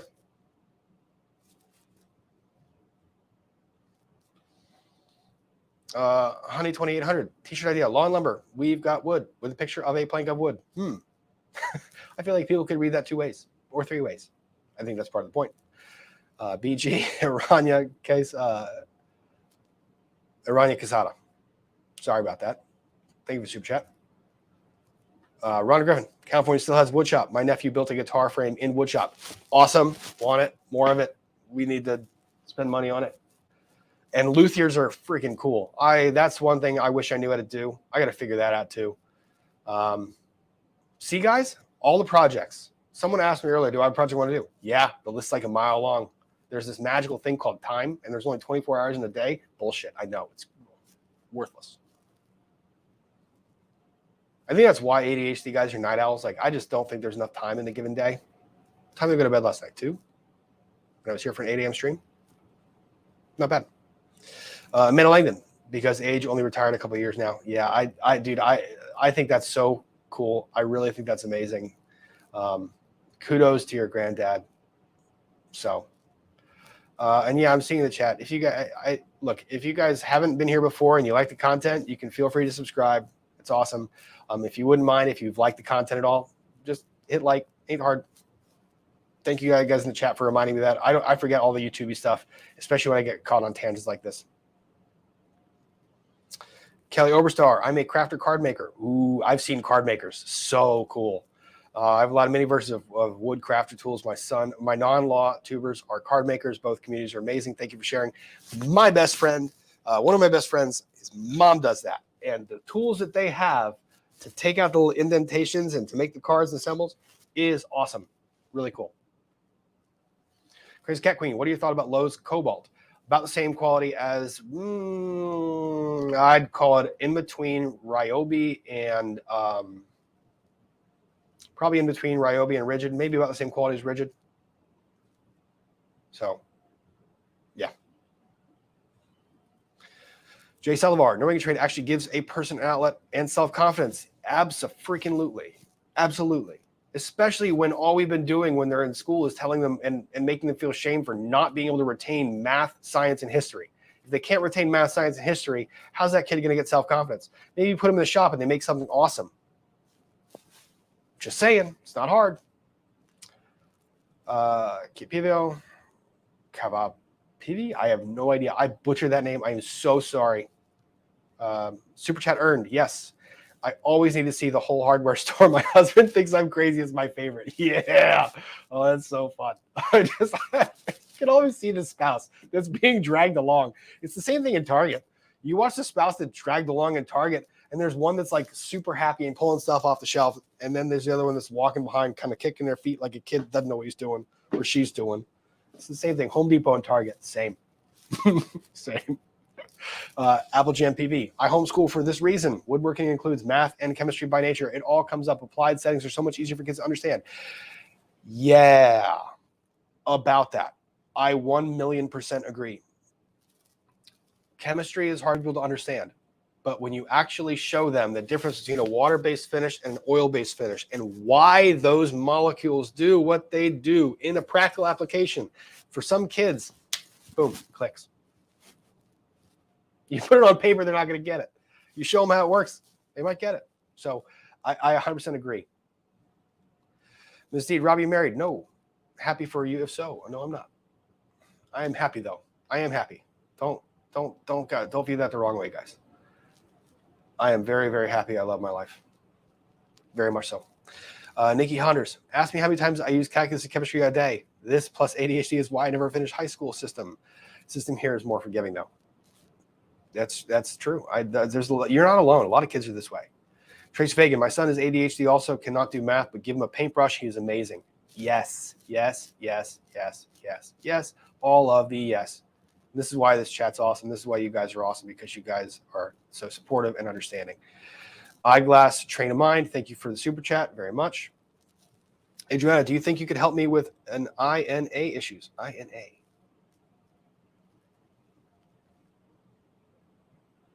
Adriana, what are you asking me? Maybe my brain's just not processing it.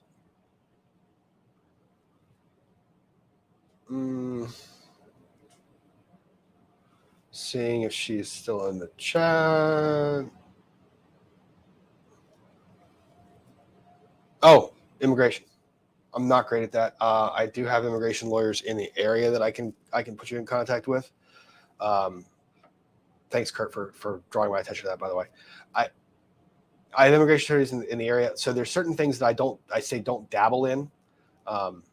If you don't know tax law, don't dabble in tax law. If you don't know immigration law, don't dabble in immigration law. I don't know immigration law. I don't know the law. I wish I could help people with it. I don't know the law. But I do have a resource, a panel of people I refer people to for that. If that's your question. If that is your question, then I have some people I can send you to if you're local. If you're local. Northern Virginia, DC area. Snow Maven. I have a rocking chair my grandpa made in the 30s. Yes, I love it. I love it. Awesome. That's why I want to make it, so I can have it forever. Hen House Bath Company. Kids don't realize how much math and science they actually learn in a trade. Bring trades back to schools. Absolutely. You want to know the best way to teach kids fractions? Best way to teach kid a fraction and the concept of a fraction and why fractions are important. It's called a ruler. How do you teach kids fractions? Make them measure stuff. A lot of stuff. Adding and subtracting fractions. Oh, man. Yeah. Practical application is awesome. Eyeglass Train of Mind. Thank you for the super chat. The world is more than English, Calc, Chem, and history. I went to an amazing vocational tech school in New England and had amazing academic and shop teachers. Broadened my world. Yes. Philip Morley is a maker out of Texas. Probably makes some of the most beautiful furniture I've ever seen in my life. But he wrote an article a while back, and he's rather open about this. He struggled in, I think he was dyslexic, but he struggled in school. And because he struggled in school and because no one could understand how to teach him, he had outbursts and he expressed himself in not good ways, fighting, that kind of stuff. And it wasn't until he was in the trade school, I believe, where he actually found a way to channel that. He found a way to learn. Look, you can hit a kid over the head with a book, and it's not going to teach him how to do it. So find a way to teach the kid. Do better, society. Do better humans. Do better, adults. These are kids. They're important. Got to find out how to teach them. But yeah, trade schools. We don't focus enough on that. The fact that we place so much focus on college education, stop. I get it. College is important. Trades are important too. Also, you ever see how much an electrician makes? Or a plumber? Or a pipe fitter? Or a welder? Yeah. Yep. Good way to make money. Metchup Budgie. Here in Australia, at least in Tassie, woodwork is a requirement in grade 7 for the first half of the year, along with cooking, sewing for the other. That was how it was when I grew up. We have gone away from that model, but from people in the chat, they're saying that California still has it. I think we need to institute it again.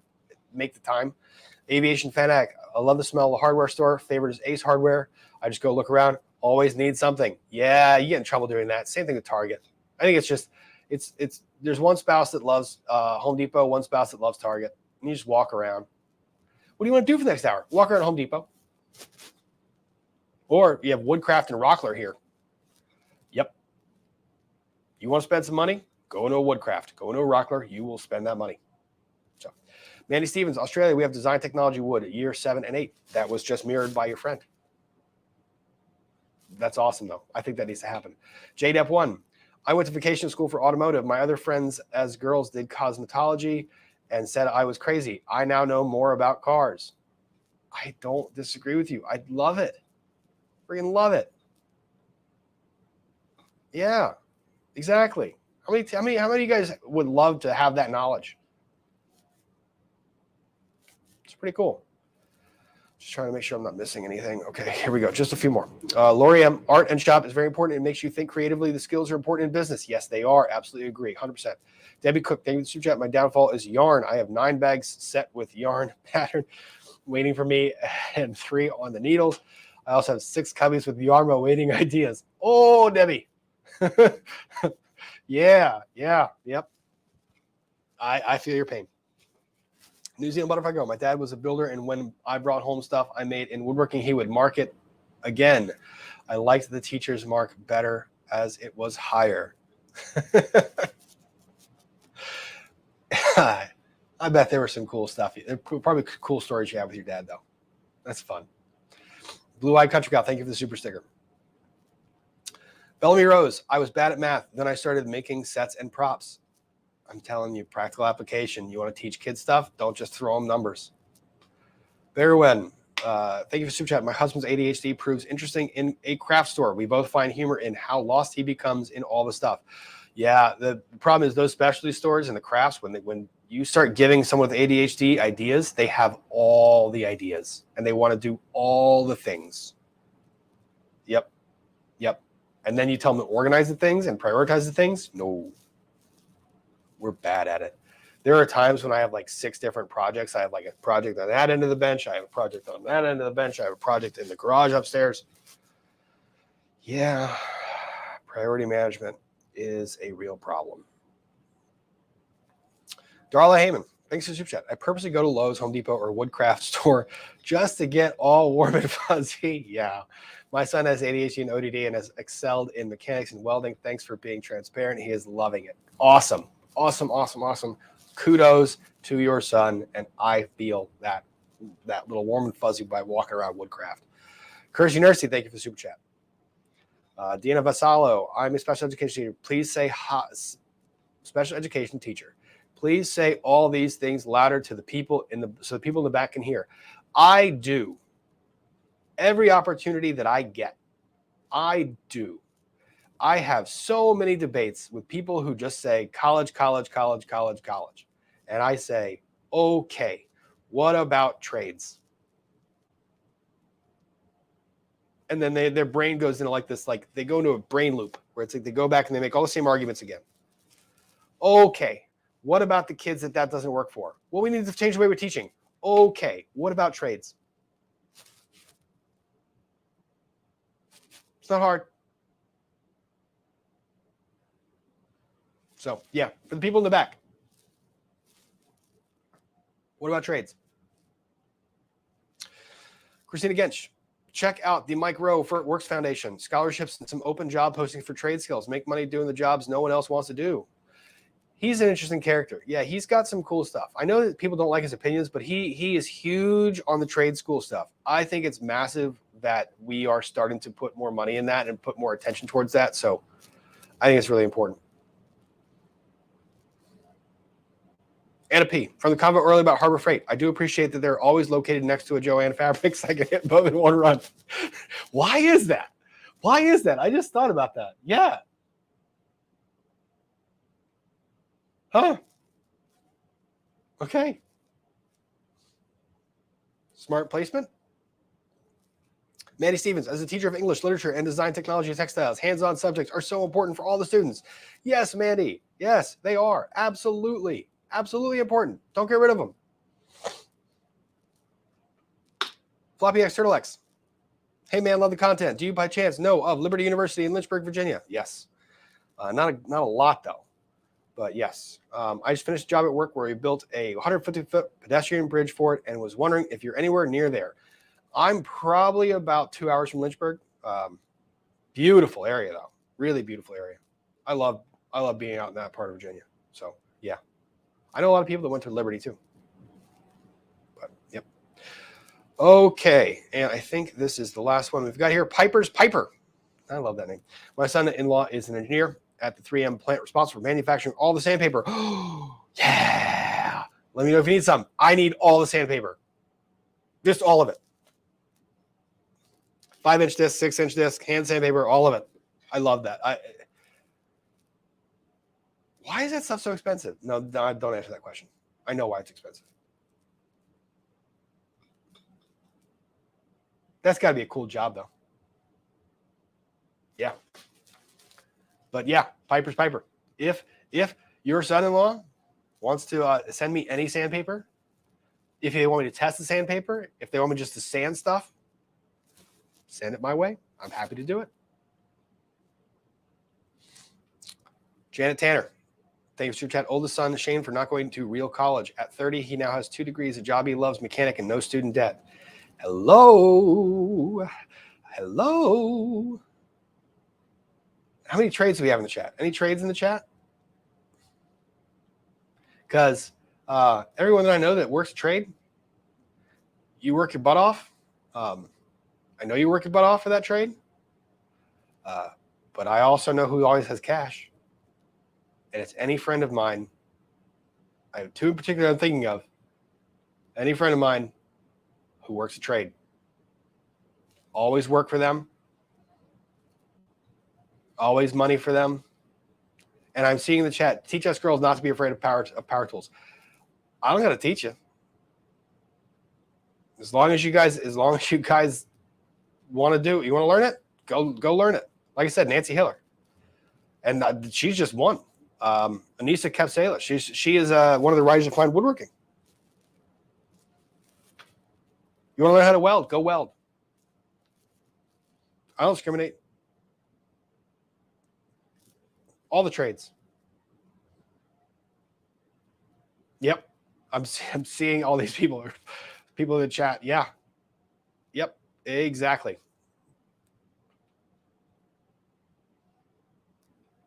All the trades.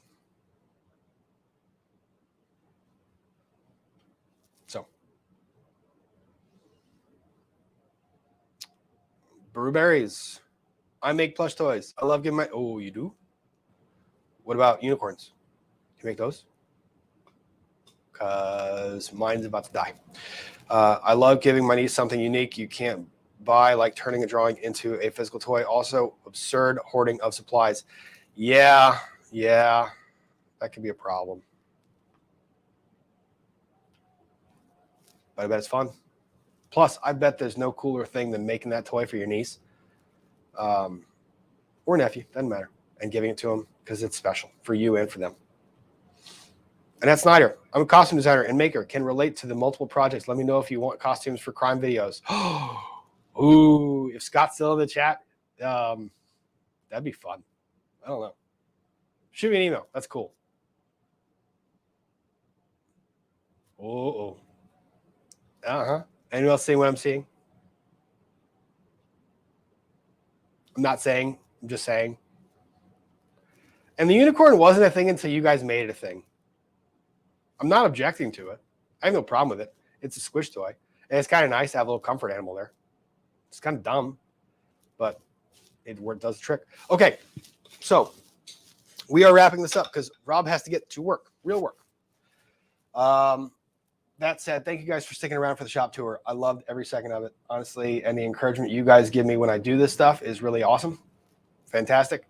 So yeah, stick around. And 8 o'clock tonight, don't forget, do not forget, 8 o'clock tonight, Eastern Standard Time on Scott's channel, we are going to discuss America's first serial killer, H.H. Holmes.